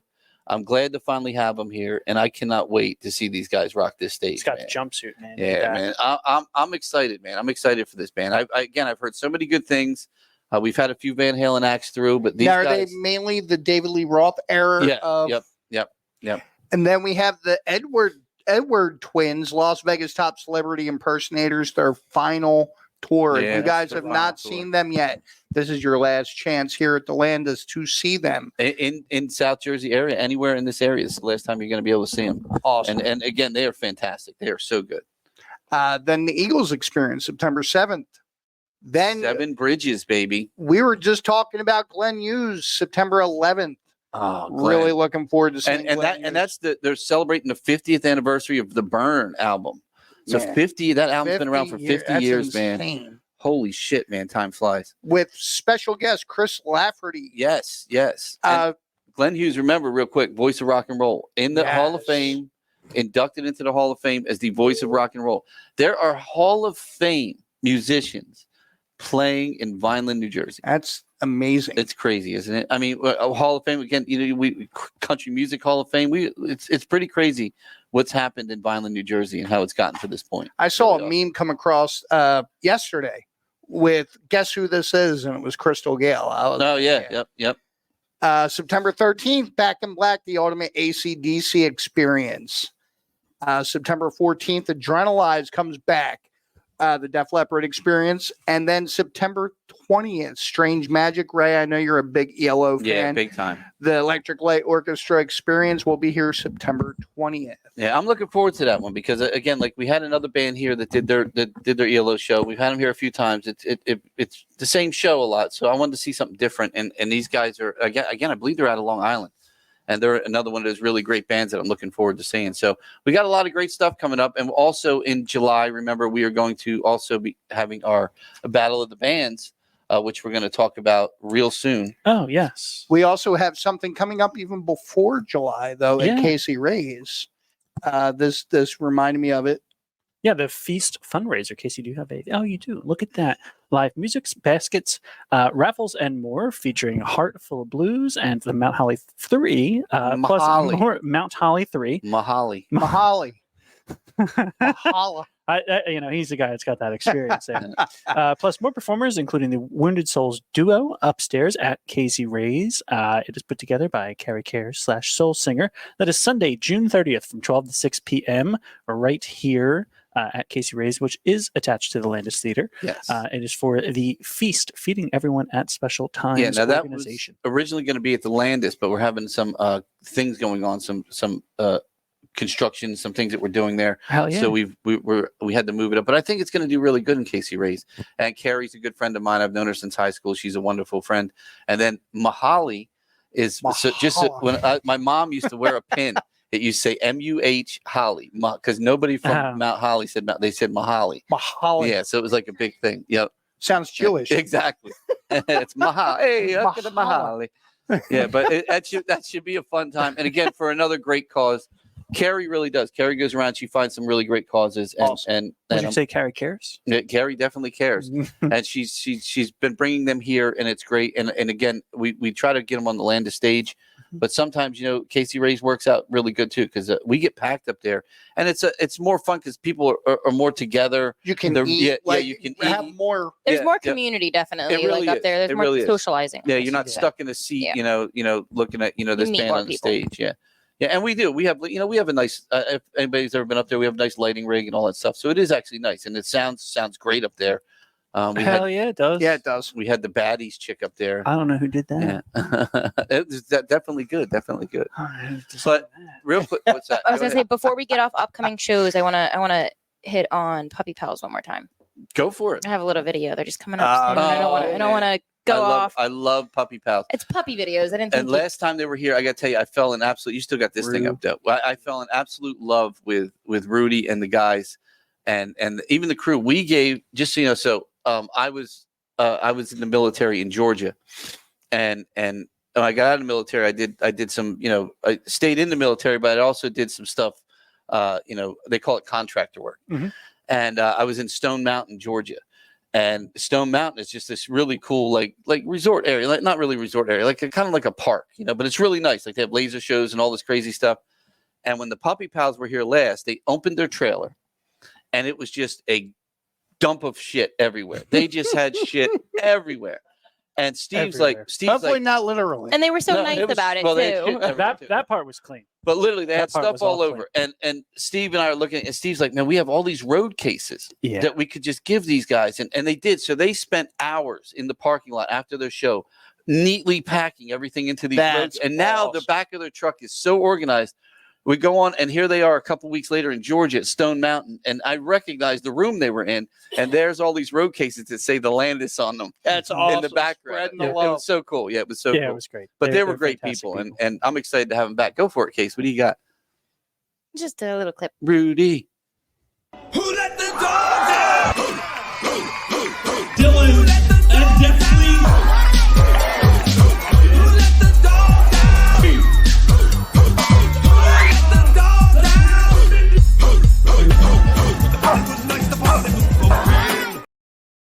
And that was great too at the end of the show. So you come, not only do kids get to see a great show, it's so family friendly and so much fun. And we always do 2 shows. So there's like a early show, later show. So you can bring the kids, but afterwards they let you come up and actually get your picture taken with the pups. So you kind of sit down, all the dogs sit beside your kids, and everybody takes a little family photo. And they're such wonderful people. That's they're awesome. good. We really did. We fixed some of their stuff. They got We the did backstage so treatment. much stuff while they were here. Like the thing the dogs jump off of with broke. We like welded it and got it Yeah. fixed for them. We did. Like I said the before, I sawzalls were even knew you busted out. guys. I was coming to the Landis Yeah. and brought little man. He was 2.5 when we brought him the first time, and he loved the show. Oh, it's so It's much so fun. good. So much fun. It's fun, and again, not just for kids. I mean, we were all wildly entertained. Yeah, you don't have a picture of them Wildly back entertaining. in the blue room by any chance? Do you have that on I'm your trying thing? to find it right now. There's one with I me walked into the back cuddling with a in the curly blue haired room, dog. and here's these 3 dogs sitting on the couches, just sitting there like, man, this is the life. And literally, like sitting in their own seats on Yeah. the couch. Yeah, You'd just walk in, hanging they'd out. just be like, Hanging out. Say, what's You're gonna get what's us. going on, guys? What How you you guys gonna do? doing, man? How you guys? You supposed to be back here? I don't see it backstage. Rudy, yet. and then Rudy would come on over. He'd say hi to you. Yeah, he was cute. And all the other That's ones would come awesome. over. They'd be like, "All right, Rudy said hi." Oh, there they are. Look, that's all of them. That was probably one of us talking to. But look how cute are these pups, man. That couch was all Rudy. There he is, Yes, Rudy. man, he is amazing. He really and so soft, So soft. so soft, so soft, very soft. So nice. Now, so Puppy Pals will be back, and what is that date again? July 13th. July 13th. They will be back in Yeah. action here. We'll start really promoting the hell out of that because that's a lot of fun, and what a great show. And at the same time, we'll have our Battle of the Bands going on. Yeah, So that'd be yeah. kind of fun. You can go upstairs, maybe leave the kids downstairs and go upstairs and watch a band play. Leave the kid with the We dog. do not offer babysitting No, services. no, not at all. Not at all. Not at But all. I do offer dog sitting Yes. services. Yeah, absolutely.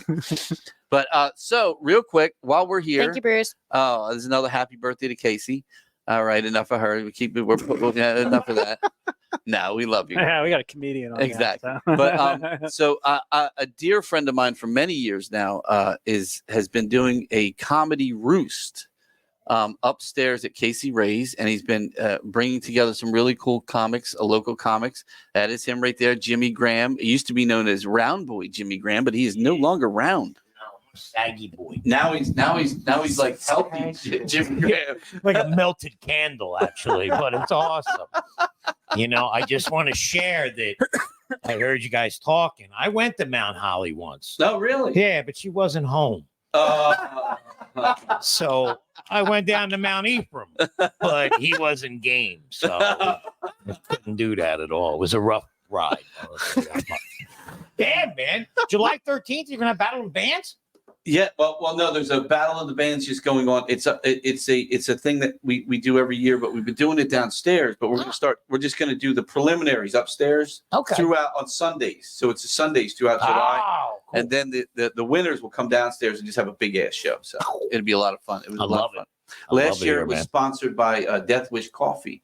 And we have not revealed our sponsor for this year yet, so we will do that next week. Death Wish Coffee. Yeah, they were great. Is it like 12,000 times the Oh, you have caffeine? no idea. Oh, crack. dude, it's fantastic. It's like crack. It really is. Yeah. Oh, yeah. You know what? I went to a 3 comedy. o'clock, you start like I did comedy at like an AA group, and they had this stuff, and they called it kryptonite. I'm telling you, I saw guys in the back. They would let it dry, and they were like popping it out and snorting it. This is the best. Well, you know who the guitarist Zach Wild is? Yeah. Well, Zach Wild does a brand of their coffee, and it's actually called Valhalla.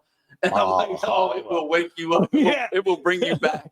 Yeah, you go see your ancestors, and the guys. I'll be back later. It's like Don't know peyote. when. I have an Peyote HMO. But so you have now every Tuesday. You every bring Tuesday. comics upstairs to let people know about that. Yeah, what we do on Tuesdays is it's an we're trying to bring back comedy, stand-up comedy. It really took a hit during the pandemic, and then we're going through this phase where America's a little, you can't say that. Yep. Okay, we're done with that. I think things are changing. Yeah, I do. I really Yep. do. I mean, Kill Tony is the #1 show Yes. in the world. Yeah. Yep. Okay. Second, Yeah. to this one. Yeah. But, and they break all the rules. Yeah. They are doing exactly what everybody hates right now. And it's not what everybody hates. That's what they love. Yeah. Exactly. It's Yep. what we love. And listen, comedy is our last venture into free speech and a way of taking the power from all this screwed up stuff we got going on in our life. You laugh at it, man, it's out to it. No power left to it. Yeah. So that's what I'm trying to do here. I really have a great core of guys and gal. We have a gal that came out as an audience member. Oh, wow. Yeah, she's mid-60s, and she tried it for the first time. And I'll tell you what, she's funny. She's our lady of the evening. We had done some comedy up here before, and we had an older lady come in. Remember her? She was fucking hilarious. she was. I man. forgot. Because she's talking about Yeah. menopause and Saggy titties. saggy. It was hilarious. She was hilarious. Yeah, Sid But Yeller's probably. But I love what you're talking about with comedy, because I think comedy did take. You know what I just discovered? I don't know how I never watched the show before, but My Name is Earl. Oh, yeah. God. Talk about one of those shows with great comedy. Yep. And they're hitting things like Jamie Presley plays the white trash trailer park girl. It's awesome. And we were sitting here saying how she is so perfect in this role. Missy. Who? No, yeah, Jamie. Sorry, I was thinking Presley, Missy Jamie- Pyle. Yeah. But then Missy Pyle's she was on one of the episodes. But and little Chloe Moretz, who I worked with on Hugo and a couple other movies. I'm watching the show. I'm like, is that Chloe? She was like this big. I'm like, oh my God. So that's how long the show's been out. Yeah, man. But that's another show. Like I'm watching it. I'm sitting there when they got the crab man on, and she has a black baby and all. And I'm like, man, this was something in the last like 3 or 4 years that people would be like, oh, we can't put that on TV. But They're so funny. There's the comedians that I know for me personally, I go, God, I wish he was still here because I would have loved to have heard what he would have said in today's, like George Carlin. Yeah. I so wish George could have been here. Well, all now. you're gonna do is watch Because, him like, AI. Yeah. Yeah, right.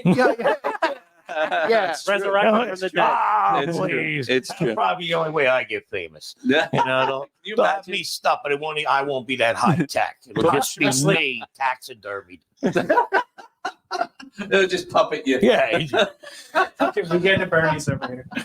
But and listen, it did. We took a little dip where everybody got so politically correct and everything, and we're in Pride Month this month, and that's great. I have a transgender comic right out there right now who is very funny. You know what I mean? It's great. Yeah. But comedy's the unifier. Exactly. I Okay? agree. Yep. We have to laugh at stupid shit. All It's right? true. If we don't, it's going to, you know what I mean? I don't do political humor, but I had to say, I'm like, guilty. Guess Yeah. what? You know what we got to deal with now?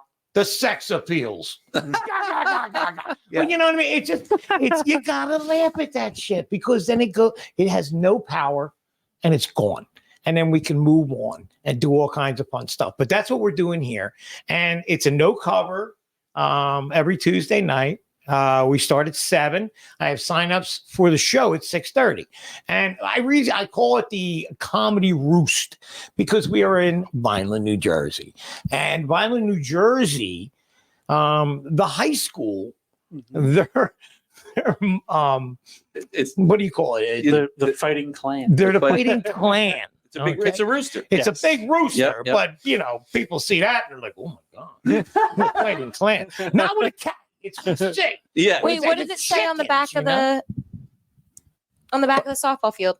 Oh yeah. The women, the girls. Yeah, I are fighting, forget what it there's was. stuff for the girls, like softball team. It says something on there where you're like, I can't believe they left that up. You cluckers. But yeah, and I love the fact that Vineland, you know, it's the deputy capital of our state. You know, anything happens to Trenton, boom, we're it. You know, at 3% sales tax, you gotta love it all down here. But Yeah. when World War II, a lot of Jewish farmers came here, Russian Jewish farmers, and they established chicken farms. You know, so that's true. That's and true. Yeah. on the East Coast, this was the biggest chicken trading facility. People would come and trade their eggs. You know? No, that's And, true. Yeah. You know, so I wanted to bring a little of that out. So we're doing, you know, it's the Comedy Roost. Come and crow, do your thing, let it out, try it. I don't care if you have it on paper. I don't care if you have it off the top of your head. You know, you get 5 to 7 minutes. Try it. I'll help you. I'll coach you. But what we're doing with that is over the progress of, you know, these guys developing. We get to a point like now where I actually have some guys that are ready to go. Oh, So awesome. we're going to do a fledgling show. It's called the Fledglings because, once again, sticking with the chickens and the birds. All right.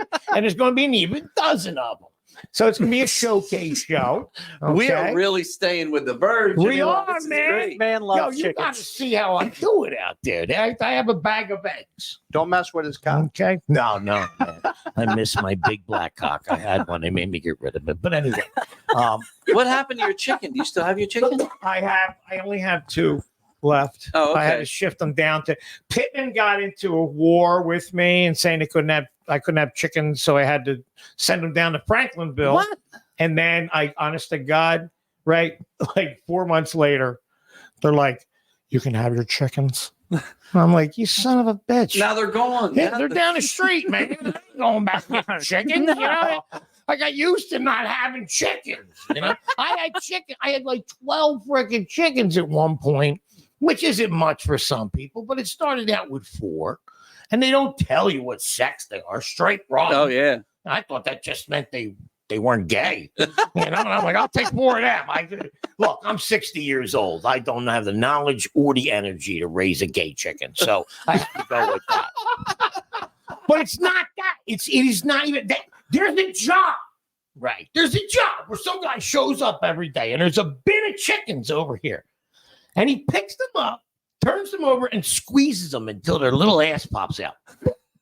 Okay? This is not shit. What? I'm not lying to you. Yeah. And if it's got a pimple on it, it goes over here. No pimple goes over here. Okay? Egg layers over there. He's just Alarm chucking the clocks chickens over there. Yeah. So you got roosters and hens. Pimple, it's a rooster. You know, you thought Asians were small. Yeah. But anyway, I apologize to any Asians. No, you don't. No, I don't. I'm Irish. I can say that shit. Yeah. So, but you know, and then I got the chickens, and I ended up with like 3 roosters. Okay. I'm like, son of a bitch. That's what it means. Straight run means that guy didn't show up or work that day. So they just threw him in a big bin. And straight run, we don't freaking know. So I got 3 alarm clocks. Okay. So I went back and I'm like, yo, I got to trade these in. They're like, no, you can't do it. You got to buy 4 more. And I'm like, I need egg layers. And they're like, right there, $1 more. Motherfucker. Why didn't you tell me this in the beginning? But anyway, so now I got 8 chickens. My grandson came over, played with the chickens, had fun, you know, and then he went home and told his other grandfather, oh, my pop-up's got chickens. He said, come on, I'll take you to get chickens. Went down to Tractor Supply, got him 4 freaking chickens. 2 weeks later, it was like, yo, chickens got to go. So I had 12 chickens. Oh, yeah. That's how it worked out. Little But reverse I had 12 inheritance. goddamn chickens, man. I couldn't sit out there all day feeding them. I always had this vision of you with the chicken because I remember you did on our main stage. You did a show once and you brought the chicken my out. chicken. And I Right always after had the this. pandemic. I always had this vision of you like Homer Simpson giving him a nice hot bath. And I slept with that chicken. and now I gotta eat it because the water was too hot. Remember that he had the Boiled The chicken. lobster. Oh no! Don't tell me that. My chicken is now down in Franklinville and actually moved from my stepdaughter's house across the street to a little farm, and is best friends with a horse. And Oh. rides the horse every day. I got pictures of it. It's freaking Holy insane. shit. That is So awesome. she's living her best. Hell yeah. You know, my little hen. But you know, so we're here doing this, getting back to it. You know, with the chickens, I had to go with. Yeah. You know, and I really enjoy it. And I, gotta love the crow. And And it everybody works seems with to pop. Vineland. It really It does. does. It works with Vineland. You know, and through this, I've gotten to be a vendor now. Through No. you hooked me Yep. up with a show Yep. here, so I had to get a vendor's license. So I'm part of Vineland. I moved down here. I live in Dorothy now. 'Cause I Oh, want yeah, to be that's right. close Hell to yeah. here Yep. and Atlantic City, where I do a lot of shows at Yep. resorts. You know, and the fledgling show, the first showcase we're going to have, we're planning on it for July 13th. It's going to be at 7:00. Okay, it's going to be an early show. And we're going to be out of here. It's going to be a 90-minute show, 100 minutes at the tops. I'm sure you guys will offer Yeah, drink yep. specials and Yep. stuff. We'll have a link up where you can get the tickets, and I'll also give out links to the individual performers so they can reach out to their friends and get them out. Exactly. It's going to be a lot of fun. Now, these maybe are it's all people that have performed on They your have Tuesdays to- up here. Yes, these are Okay. all people that I brought to perform here. I will close with about 15 minutes at the end, and I have a professional MC, Molly. She's coming in and she's Okay. going to MC it. So we'll have it go and move. We're going to have our dozen. They're each going to do anywhere from 5 to 7 minutes. So it'll Now- be an hour and a half. Let me ask you, because we're usually doing the podcast while you're doing your Yeah. thing next door. I have to ask you now, do you coach some of the people? Like, do you kind Absolutely. of give them tips and stuff? Because Yeah, you know, especially the you've first been around group doing to come comedy through. for a long time. Yeah, man. I've been an instructor for Catch a Rising Star and Yeah. Sarcasm's Comedy Club for a couple decades now. I was a teacher. Yeah, So I have a curriculum. You can't teach anybody to be funny, that's but true. you can teach them the vocabulary, the business, Yep. how to write, you know, and all the different nuances of the business. And that's what I do. And we actually are going to, you know, I have that available here as well. The most of these guys that came out because they started with me, Mhm. their coaching is like part of it. And I sit there and I listen to every performer and I take notes. And if I can help them, I help them. Oh, that's awesome. You know, that's it. I was a teacher. Yeah. I was You're a wrestling football, coach, weren't you? wrestling Yeah, coach. you Yeah, so I mean, much. it's in me. It's in me to be a teacher, and I really enjoy it, you know. And I'm at the age now where I love my comedy. I love doing it. This is a great opportunity, but I'm 60, man. I don't feel like getting on a plane, you know, Yeah. spirit, Yeah. wearing everything I Mhm. own Yeah. because I can't afford a bag, Yeah. you know, and flying to Indianapolis for 16 people. Are you Yeah. kidding? Yeah, that's You true. know? And that's And- what it is now, unfortunately. Yeah, it Comedy is, I because feel like it's going to come back to It I feel like definitely it is. There are groups. There are some clubs out there that are doing very well. It seems that the the axis of comedy has shifted. It used to be L.A. and New York, and now it's Austin, Texas. Austin, Texas. Yeah, Austin, Texas is The the mothership. hot spot. We Yep. had Ben Bailey here not long Yes, ago, yes. and Ben really killed it, man. Yes, he did, man. He's a quality comic. oh, man. great guy, man, great and guy. he is. He's a very But personable. We had a man. good turnout, which made me think, all right, maybe we should start doing some more comedy next Yep. year. So we're actually looking into some comedy acts, some bigger ones, you know. Yeah, absolutely. And then you start talking to some of the people, like, you know, who's big again right now, especially on Instagram, is Andrew Dice Clay. Yeah. So Andrew's out there, he's doing his thing again. But I don't know if you've seen any of the stuff he's been doing, but he's literally just like kind of going down the street. rogue, man. Yeah, going on the street and just making fun of shit, and people turn around and they're like, wait a minute, aren't you? Yeah. Will you definitely here can't tell for you the why that is. picture? Will you I here for the definitely didn't picture? reach out to him and can't tell you why that is. Yeah. He also Oh, boy. he's one of those people. He's got a bad name. He's got a bad rep, and it's like people are like, you don't want to Yep. bring him in, and this and that. And, You know, that's the thing that I think is going to bring him back. I Yeah. think because if you research Dice and you go back, I knew Dice in the very, very beginning, and he's a very funny guy. He created that character. oh, You know, so he would perfect. come Yep. out like Jerry Lewis. He was Yeah. the nutty professor. Yeah, yep. And he would drink the potion and turn into, Yep. you know, and what a great guy. But there was another underground comic who was world famous, but an underground comic. He passed away on us, Otto and George. Okay. Yes. Okay. Otto had nursery rhymes. George yeah. did nursery rhymes. Okay. Dice, kind of. Yeah. You know. Well, there's a lot of them. I mean, what's his name? That was he got huge until they found out everybody was stealing. He stole everybody's jokes. Garcia, not Garcia. No, remember what was his name? He was a young guy. He did a couple movies. You know what I'm talking about. But he was one of those. You're like, wait a minute, those jokes, and people are like, wait a minute. Dylan Dave Mancia. Mind of Mancia. He was the Carlos guy. He got Mencia. called out by Joe Rogan Yeah, right he on did. That's stage, right. That's man. right. And he said, and he was using one of Bob Levy's Yeah. Oh, really? jokes, and he called him out and said, "That's Bob Levy's from the Howard Stern show." Yeah. So Bob was like, "I got." Dane Cook. Dane Cook. Oh, he Dane, was known for stealing every joke. Yeah. Stealing every joke, Yep. and he also had a brother-in-law that stole every freaking penny that man made. Oh, I didn't know he that. flat broke. Really? Man. Wow. His brother-in-law was his accountant and just robbed him blind. He's Yeah, trying wow. to come back. Wow. You know, there are people out there that are very shitty with their money, Yep. and there's other people that are very good with it. I worked with Jackie Martley last week. Love Jackie. And yeah. Jackie still has his milk money from Right. Christmas, I from believe that. from school, and he just sits there at the end. He's got books, and it's flawless for him. It just say his name and Yeah. they show up. Mhm. You know what I Yep, mean? And yep. that's what's so cool about it. And Jackie is raw, Yeah. you know, Yep. but he's got jokes you can tell your kids and all, but he's the joke man, you know, and you come and that audience was there, but I'm looking at it and I'm like, oh, they're boomers, man. I remember first time I saw Jackie Joke Man in New York, and it was just like there's one-liners. Like you could Oh, open my a joke book in the store and go, boom, there's his routine. But the way he presented it was Oh, my funny. God. He And he knows delivered it the right every way. joke. Honestly, he is a really book. does. He's a joke book. He's got a mind Yep. like that. He's Yep. you know, he may have been autistic. That's possible. That's possible. No, he was Yeah. hilarious. But He's a good guy. you and I met. We met actually. I had a. Your daughter worked for me. Yeah, my baby. Yep, she worked for me at a coffee shop. I had a bunch of different little businesses throughout the years, but I had a nice coffee shop and I had a building next door, and I wasn't sure what to do with it that I had purchased. And I'm like, why don't I knock out a wall? Yep.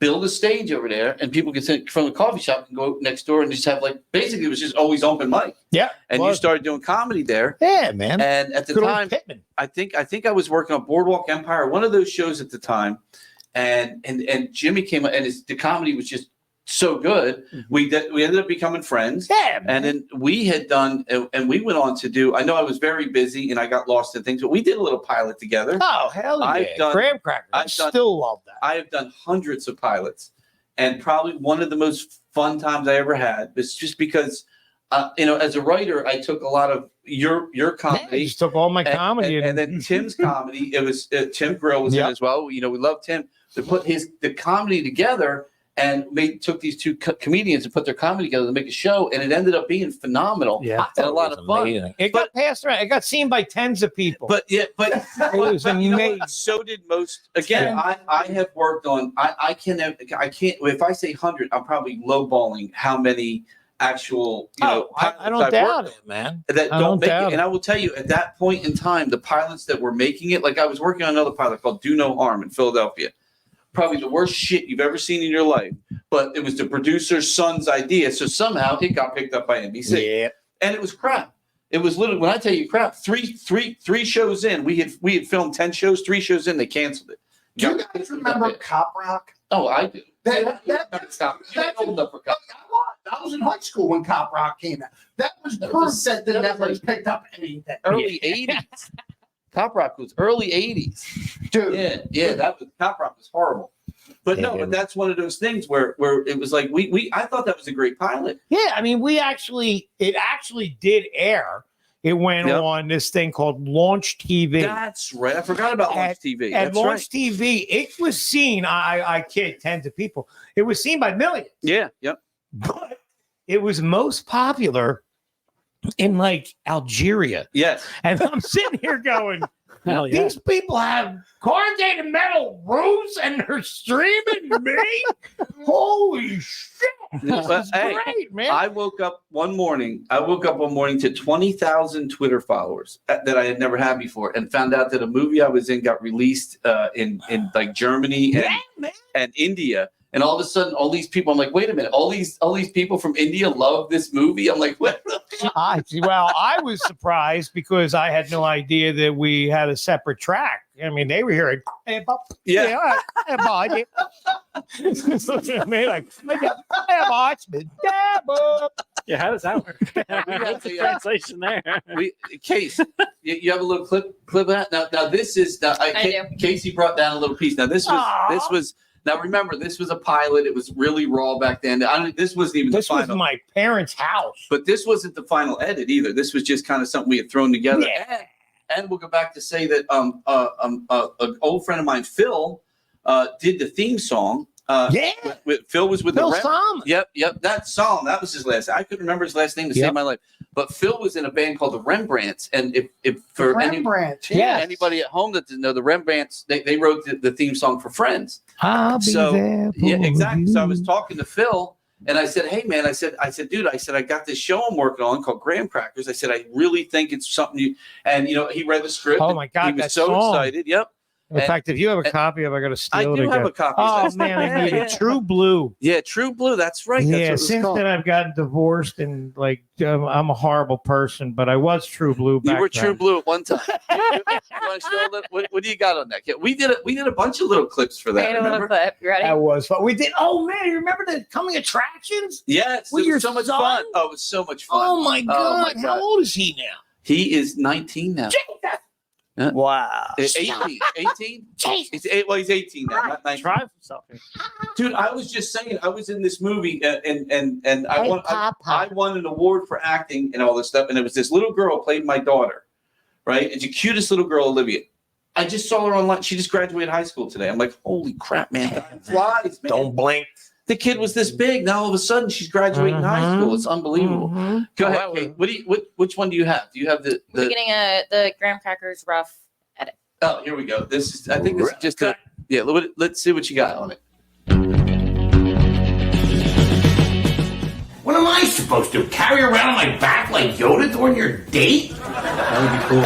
Why can't you be more conservative? Like Becky. All right, not that conservative. Maybe more like Chelsea. What? No more food pyramid? Who gets paid to make that call? I just teach what they tell me to. Mommy's not happy for that, Rose. Come on, baby. Poor kid. I wonder if little Richard started off like this. It's nerves too, Jimmy. Did you see her? She's way out of my league. Oh, you can say that again. I think I might actually take the night off just to make sure he gets home okay. Good night, you two. Ouch. The world might stop, but I've still got you, and we're standing on True Blue. But so that was before we did color correction or any of that stuff. That was kind of the rough we had put together for it. But that was just that was for the screening that we done. Yes, in it Pittman, was. And I'll your never hometown. forget that we had a scene, and I completely forgot about it. And I had read the script, I should have been prepared. I came and you had Tim throw a milkshake on me. Yes. And I had forgotten I brought another pair of clothes, but I had forgotten to bring skivvies. And they were soaked with milk. Milkshake. They started smelling funky. So the beginning of the show, I'm tight. The second half of that pilot, I'm swinging, gang. You were I'm loose, swinging baby. You were loose, man. I was packing to the swinging left, loose. man. It's like, yo, and these are khakis. Dude, Look out. a great cast. We had a lot of good people Oh, my involved in God. that show. It actually was. And then we when we were doing that, when it went on to the what was the name of this the streaming thing again? Launch TV. Launch TV. They wanted a couple little like trailers, and we had went back and filmed those, and they were hilarious. Dude, man. they were they funny. might have been They were funnier funnier than than the the original show. pilot. Yeah, You had me good. But and that was the idea, man. It was, man. I had written some really. I ended up having. I wrote an episode where Tim is he has spina bifida, same thing my sister who passed away had, and Tim is the barely can stand up comic, and we used that as part of the shtick in the show. And I had written a whole episode where he was originally one of the Wiggles, and they named the Wiggles after him, and then they got rid of him. And so years later, he sees him on TV and goes, "Wait a minute!" So we had so many good episodes. Oh, I know, man. Yeah. And the whole premise of it was it would have been it was, but again, it's one of those ones it just didn't. Again, if we had somebody's producer's son in there involved, we could. I did have help from that.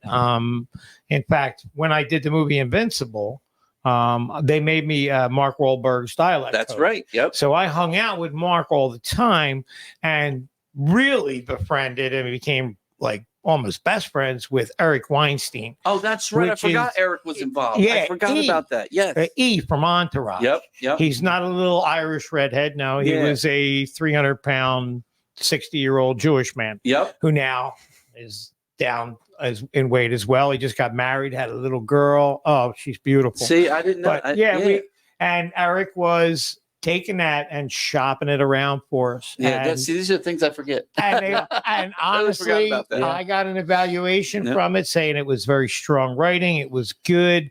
They liked us, but the main character, I'm unknown. Yeah. And he said, he's got the chomps to pull this off. And that kind of is where it hit. Yeah. I guess, but hey, it's different timing now. Yeah. Who knows what could be? I mean, we'd have to put on a lot of makeup to make me look like that again. Rehash it right here in Vineland. Exactly. Oh, dude, it would be great. You mean that? Yeah. I'd be like an egg farmer. Dude, that was a lot of fun to write. That was a lot of fun to work on. It was a lot of fun to perform. Yep. Those guys were so much fun, and we had a great time. Callie Bassman, who played my wife Dottie, her grandfather was Reds Bassman from the Eagles. Yep. And I mean, I was like the heritage and everything that it was cool. It was I was like, this is homegrown, man. It was a good vibe. I still talk with all the kids too. I wish we had a clip of the of the little teasers that we did for Launch TV, because there was one where I passed out. Oh, that was hilarious. That was so funny, man. Tim came over and gave me a scratch off that was fake, and I thought I won $1 million, and I passed out. And we piled up a bunch of cushions, and I fell straight back. And missed the cushions. I broke my neck, but it's okay. I don't have a neck. Thank God. If I had a neck, I'd be dead. And then one my son was putting makeup on you. That was hilarious. That was when I come in and I'm like, "What did I tell you?" And then he's like, "But she gave me a lava cake." I'm like, you see us both eating it. And then we were fishing. That was a lot of fun. And Yeah, that was the a fishing one. with your, Yeah, that's with right. your son, and we're there, and it starts raining, just drizzling enough. It was like perfect. Yep. And he's like, "What the hell does that mean, Papa?" but yeah, it was. Oh my God, it was a lot of fun. Tim and I went on to do another pilot afterwards, Cain and Abel, which we had a lot of fun. That I wrote that. And same kind of deal. It was just the timing of it, But I have talked to some people. There's a gentleman that out of Atlanta that does like graham crackers, and he's like, we could, maybe we could try it again. And I'm like, go and again, for that's it, man. one of those pilots where it was made like on a dime. Exactly. You know what I mean? Shot They're on all a Canon like camera. It was like nothing. Once I I worked on got some into pilots it, though. That I'll tell you, they spent a lot of money on the pilot. Oh hell! And I'm like, they just spent like $1 million on this pilot, and it sucks. Yeah. I'm like, and that had we spent $1 million on that, it would have got picked up tomorrow. It would, because it would have had the production value that we needed that we didn't have. It's that the production value plus the names at the end. Exactly. The role. Yeah, we could have thrown some. We could even thrown a couple people in there with a name. There's actually a pilot out there now that's they're trying to push to the casinos and have. Like they're trying to do a thing where it's just going to be private to the casinos and they'll stream it and it's all about gambling and things like that. Okay. Smart idea. It's loaded with B stars and all. Huh. Yeah. There's so much bad stuff out there. And I'm like, what's happened though since we did that pilot and time has moved on and all the streaming has come through and all the stuff that's come through now. Because you remember, Launch TV was a very rare streaming service. It was, yeah. Now you stream everything. Oh my gosh! Yeah. And what's changed now is every Yahoo with the iPhone thinks he can make a movie. Yeah. And it has flooded the market with so much just garbage. Yep. There's just so much garbage being made. And they're picking it up on some streaming services, which makes me nuts. But the thing is, nobody's making money off it that made it, and that's the thing is, you got these people out there saying, "Oh, we put all our credit cards together and we spent $200,000, and I shot these 5," and Hulu picks it up and they never see a dime. And you're never seeing it. They don't make any money. Oh wow! No, the only way, if you'll notice, a lot of things like Kaycee and I were watching a great show. It's called Disjointed. Have you ever watched that? Yes. Only one season. Yeah. Because again, that was one of those things that Netflix is the worst. By the way, I mean, look, I love you, but fuck you, Netflix. they fucked me, dude. Netflix gave me a credit card once, and they said, "There's your budget." And I said, "Well, how much is on it?" They said $750,000, and they wanted me to do some. I forget what I did with that one, but I'm like, all right, that's how they do it. They track everything you do. You buy everything with the card, so that's how they track, and that's your budget for the whole thing. Mm-hmm. And you're like, okay, how was that? And they're like, all right, good. And your pay is totally separate. Here's a dime for you, a quarter for you, a nickel for this guy. And then they're like, all right, they put it out there, and like, they people watch it, they get people join the stream, and then they don't make a second season. That happened with Disjointed. It was a great show. It was funny, but they're like, all right, we got all these people hooked. We ain't making a second season because they don't want to spend the money. Mm-hmm. Wow. And your promise in your contract is, we up you for a second season. We're going to start paying everybody. Well, second seasons never come. It's very rare. It's very, very rare that you get that second season. And that's just what they do now. And it's unfortunate, but that's why you see so much crap. Right. And if you watch Netflix now, you're seeing a lot of foreign shit. Yeah, because they are that started happening. They're picking it up for nothing. Yeah, I mean, it's literally to the point where I'm like, how did this happen? Yeah. What logarithm did I get put in? Yeah.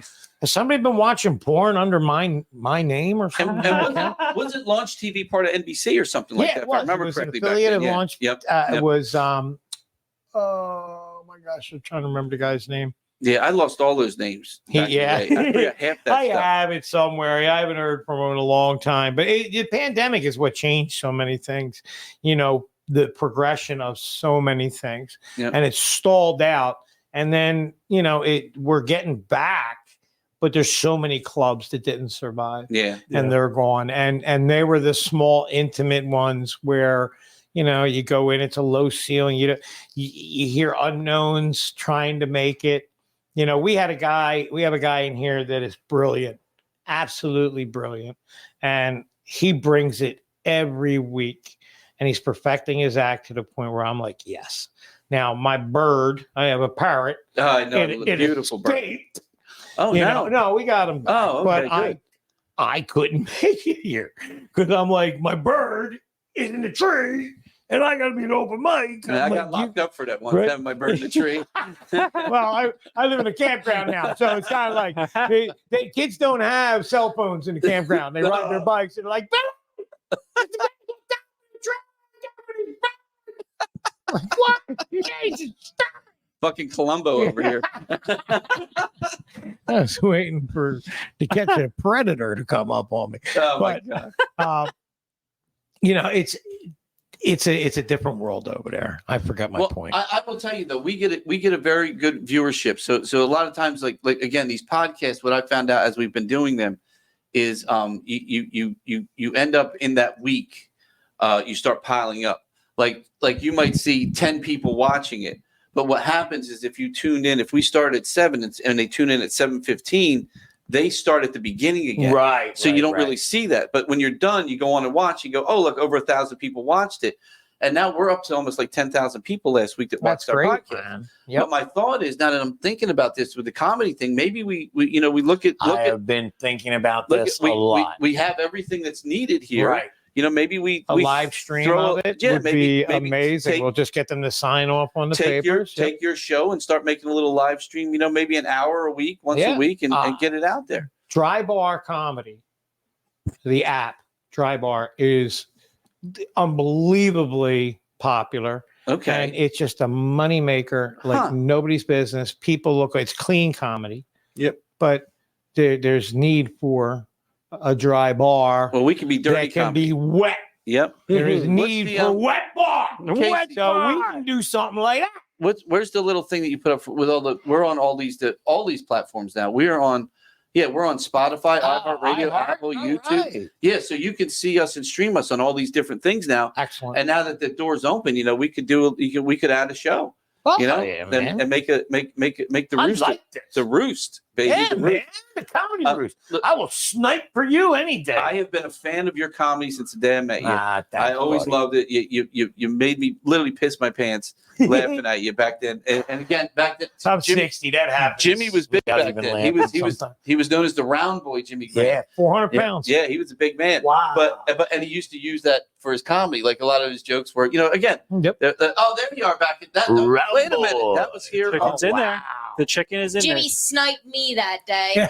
Yeah. He sniped me. How did he snipe you? Because it was your birthday. I forget what the joke was, but it was like somehow Ray keeps getting older and his girlfriends keep getting younger. Like it was something like that. It was better than that. But yeah, that was on the Landis. Now that's before we've turned it into what it is now. Now we have. I don't know if you've been to a show here, but all the walls light up now. It's like a mini sphere. Like that was the first show we had. Like after the pandemic, it was literally. You know, we had a good amount of people show up, but. You know, it's now to the point where they're going to know it's here, you know, and come out every Tuesday. It's July fun to watch. is basically the showcase. Yes, it'll be the showcase. Okay. I'll have tickets out there. Like I said, we'll put a link out. We'll get that all going this week. Yeah, we'll get that all going, and we'll actually come in. Look, Kaycee just there made that. There you go, Comedy Bledsoe. Look at you. Damn, girl. I love that picture. See that is a great. Such a great. That and I definitely need new headshots. I don't know who that guy is. Oh my God, man! Somebody said the other day. Oh, it was one of the guy in a band that was a band here, and he's looking me up online. He's like, 'cause, you know, I worked with Wahlberg on a lot of stuff too. We got a lot of good friends in common, and actually I was in you were his dialect coach, and I was in a football uniform. I did stunts in that. Yep. But we're technically stunts, so we were working. I was Dower fan. We were working as well. on a film together. But the guy looks at my thing on IMDb, and I look at the picture. I'm like, that was me a long time ago. He goes, "Oh, you're still sexy." I was like, "Yeah, good, thanks. I appreciate that. I appreciate it." So his roost is the same day as Puppy Pals. So you come for the dogs, you stay for the chickens. Oh, that's not a bad thing. Good, CT. It's it, the dog. Come the crow. Come watch the crow. I love it because, like I said, I now remember what I was talking about with the bird. The bird got away, so I didn't make it to the open mic. That's right. Yeah. But the guys had been through it so much that they did it on their own. And I was very proud of them for that. But the one guy came up to me the next week and he's like, Jimmy, I'm sorry. The lady got mad and walked out. He was like, and I went, high five. I'm like, just one? Come on, man.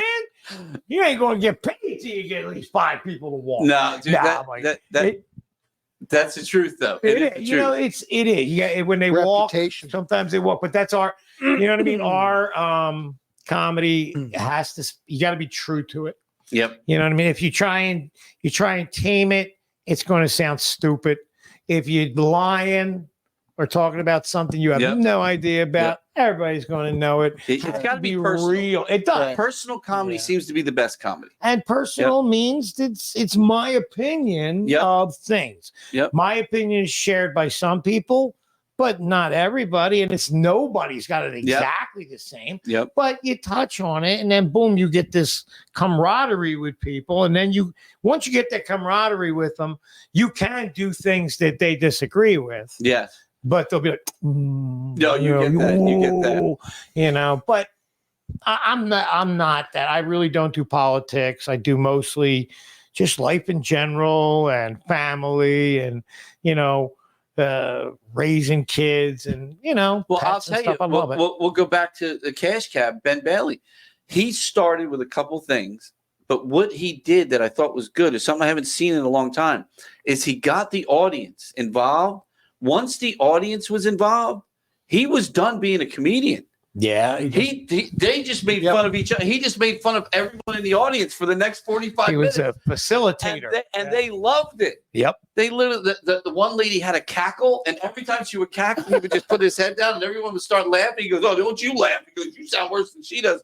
Now they're cackling at each other. He had the audience. Once he got the audience involved, he had them by the balls. It's an energy, and it really is, and it's captivating and it's contagious. So if you can get them going, you know, nothing will stop it. It's momentum. Well, you know, we've tried again with Bob. You know, we tried to do comedy upstairs. It's tough in this area. It is tough, and it is also. But I think it's coming back. Well, it's coming back, and our approach to it is we're building it from the bottom up. Yes. Bob came in. Bob's a great actor. Love Bob's Bob. a great Good guy. friend of ours. Good friend of ours. I wouldn't be doing comedy if it weren't for Bob. Yeah, we love Bob so much. But to do it every week, it's tough. It's so tough. It's tough. You know what I mean? We're not known for it yet. So this is why we're doing what we're doing. We're doing a free open mic that's no cover on Tuesday, 7:00, karaoke right after. So come out and make a night of it. It's a Tuesday night. You know, it's Kaycee Ray's right here in Vineland. And then we'll do our monthly showcase shows. And then every 3 months, I'll bring in a name for up there. Exactly. For over here. You know, and then maybe we can, you know, talk about getting the big. Absolutely. You know what I mean? And that's where, you know, that's where we do a little better. You know, we bring things up and let these guys open for them. Right. Because that's the other thing too. If you have UMC and you have one of them opening and you have these guys that you say we do your they showcase. Bring local people. Yes. As well as the headliners draw. And like I said, I do know Dice and I do know Uncle Vinny's Dino. He books him constantly. So there is an end. Well, you know, might happen. Well, we have a lot of friends too. And one of my friends owns one of the hotels in Atlantic City, and he comes to a lot of our shows. Nice. And he had him there, and he said, "Oh man," he goes, "I'd never bring him back in a second." Really? Biggest check. Yeah. And I was like, "Oh, I didn't want to hear that because I really want. I really like the guy." But there's a lot of these. Did he sell tickets? That's all you care. That I don't know. I didn't. You know, we never asked him that. Yeah. But that's one of those things where I think if we can start lining up again, I'm starting to look at booking next year. And I want to definitely throw at least like every 3 months or even every other month a comedy act in, because again, Ben did good. Yep. But it's like you got to find the right one. And sometimes comedians are like country singers. They want way more than they're worth. Oh, absolutely. You know what I mean? And I'm very fair here with bands. I'm like, look, here's the deal.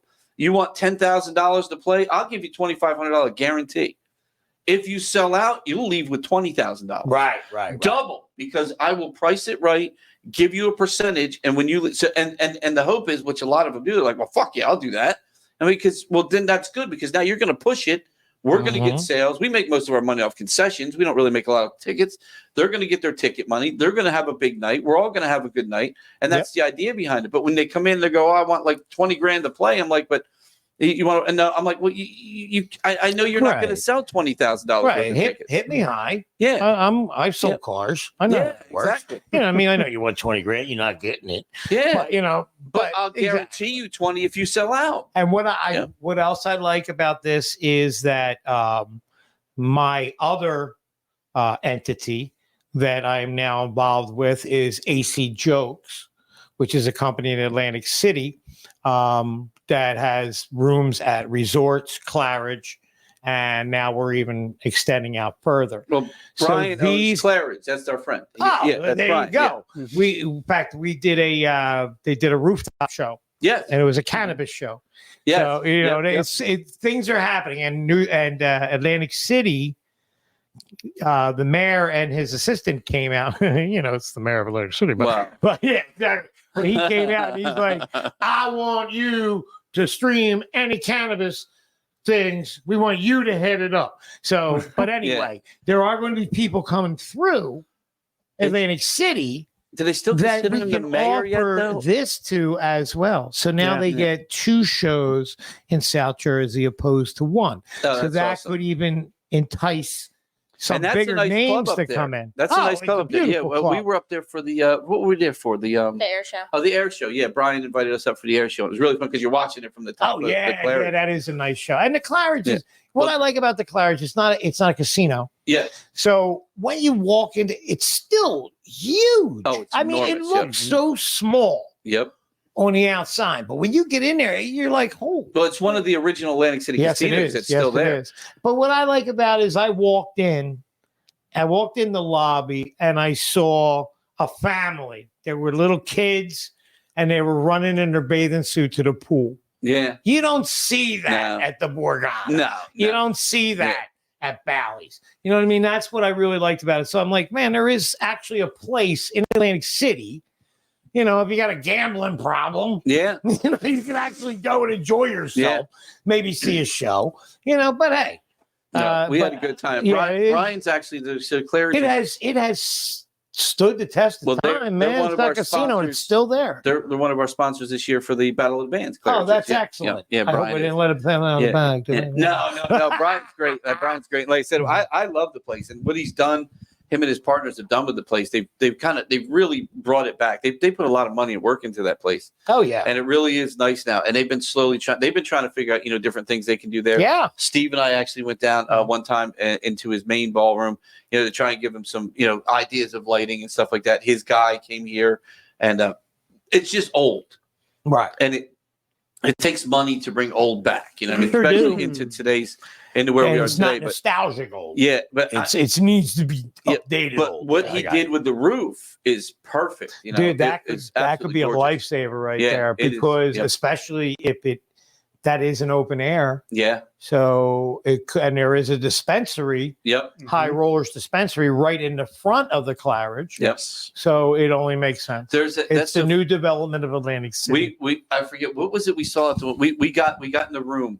And we were going to have, I think, dinner with Brian. I forget what we were doing there. Or Brian wasn't there yet or something. We got in the room, and I look out the window, and there's a billboard for basically it was for huffing the whippets. The whippets. And it's a billboard for it, right? I'm like, billboard for a whippet? Oh, dude, you have no idea. Like these huge flavors and shit. I'm like, what the fuck can they do that, right? So I'm like, no, I'm like, so I go right on my phone and I find the thing and they dumbfounded over when you go to the website, it's a whipped cream company. Yep. And you're buying your flavored whipped cream chargers. So it just so having to get you high. That's the charger. That's the charger. And then you got to supply your own cream and shit. It was hilarious. I was like, wow, man, they're literally selling whippets on billboards here. That's nuts. We had them for scouts, man. We would make our little racing cars and then stick it in there and pop it. Yeah. Blow your eyeball out. But yeah, man, they're whippets. Well, they were good times. They're still there. But look, I think it's going to be a lot of fun. It is July 13th. It will be 7 o'clock upstairs at Kaycee Ray's, Jimmy Graham's comedy fledgling. I love it. It's so cool. And I mean, where else are you going to see a picture of Jimmy and his cock on one screen? It's hilarious. But I said not. That is things appear larger. Yeah, your cock is maybe. big. Yeah, that's hilarious. I don't want to hurt anybody. Trust me, at my age. But again, thank you so much for coming Oh, on. absolutely, guys. Thanks for having me. I'll come back. I really wanted to get you on for a night, and this was a good time. 'Cause man. We don't have anything coming up, and we could spend some time with you. So basically, there was nothing else. So no, let me talk to Jimmy. I wanted to spend time. You know, who's out there? The reserves. It was me or that homeless guy that comes in at the end. We had a guy on before you who does all the clothing for Lady Gaga and all that stuff. Really? He was on before you. He put together the meat suit. Yeah, but I don't know if he did the meat suit. I said the same thing. Oh, Jimmy. man. I'll tell you what. I said the same That was some thing. high quality prime meat. But see, right there. we saved you. Wagyu. Best for last, baby. Best for last. Well, thank you, sir. Again, it's Jimmy Graham, everyone. Roundboycomedy.com. And there you go. What is it? Roundboycomedy.com. That's right. Excellent. I sold JimmyGraham.net to the football player. I swear to God, I got $3,000 for it. I'm like, Baby. There you go. he just took it and got rid of it. There it is. Roundboycomedy.com. All right. Thank you, everyone, for tuning in. It has been a fun night. Again, having Jimmy here is nostalgic for me. We have done a lot of different things together. Our paths have crossed many times in our lives. Right. And to have him back as part of our family here, it makes me feel. It really does, Jimmy. It makes me feel good. I do feel good I too. literally love you, man, like family. I know we had like a separation for like 10 years, man, and then and it just came right Somehow, back around. yep. I'm like, And I've always loved you. Always been a fan of yours, Ray. man. Yo, by the way, Holly had her baby yesterday. I actually sent her a little congratulations. Yeah. Yeah. So how you cute. know all my family. Yep, Well, she's no longer. Well, she's always. Well, she's still family. Yes, of course. Yep, and my son, my grandson Shay, had to get sisters. Well, now from another man. But I that's saw okay. him, but I saw the picture of you and the kids for Father's Day, man. Oh my God, he got big. Yeah, man. I'm looking at your kids, going, "Holy shit, they grew in 10 years." My oldest daughter's 42 years old. I'm isn't that like, crazy? damn, man. Time flies, baby. I know. She's Time middle flies. aged. What the hell does that make me? Thanks, buddy. Lord. All right. Hey, thanks again for tuning in. Thank you to Absolute Vodka for the Absolute Vodka Live at the Landis podcast. Again, available here in the concessions. $10 a can. It's well worth it. You got a lot of alcohol in those puppies. And also Michael Kelly Guitar Company, Michael Kelly Guitars. Again, we're going to talk to Steve next week. Steve Pisani from Radio Flashback. He's Uncle Steve. He sent us one of the new mandolins, which of course you're looking behind. Jimmy was in the Michael Kelly lounge over here, and you see there he is. Oh, hey. And of course the guitars behind us. Michael Kelly is makes a lot of good guitars, great guitars. They're back making mandolins again, and we got one of the prototypes. And we're gonna kind of let that go next week and have Uncle Steve on to talk about that. And again next week, I'm gonna see if we can get Ellen on, and we're gonna start really pushing the Battle of the Bands next week, and talk to some bands that are going to come out. And we have a couple of announcements of other bands that are going to be playing soon. So it's going to be a good week next week. So we look forward to everything. Thank you, Jimmy, for coming on. Thank you, Michael Kelly, Absolute Vodka, and everyone in Vineland, the Robert and Greg and everyone. And, of course, Christian, who came on to talk about the zombie wedding. And thank you, everyone. Thank you to the city of Vineland.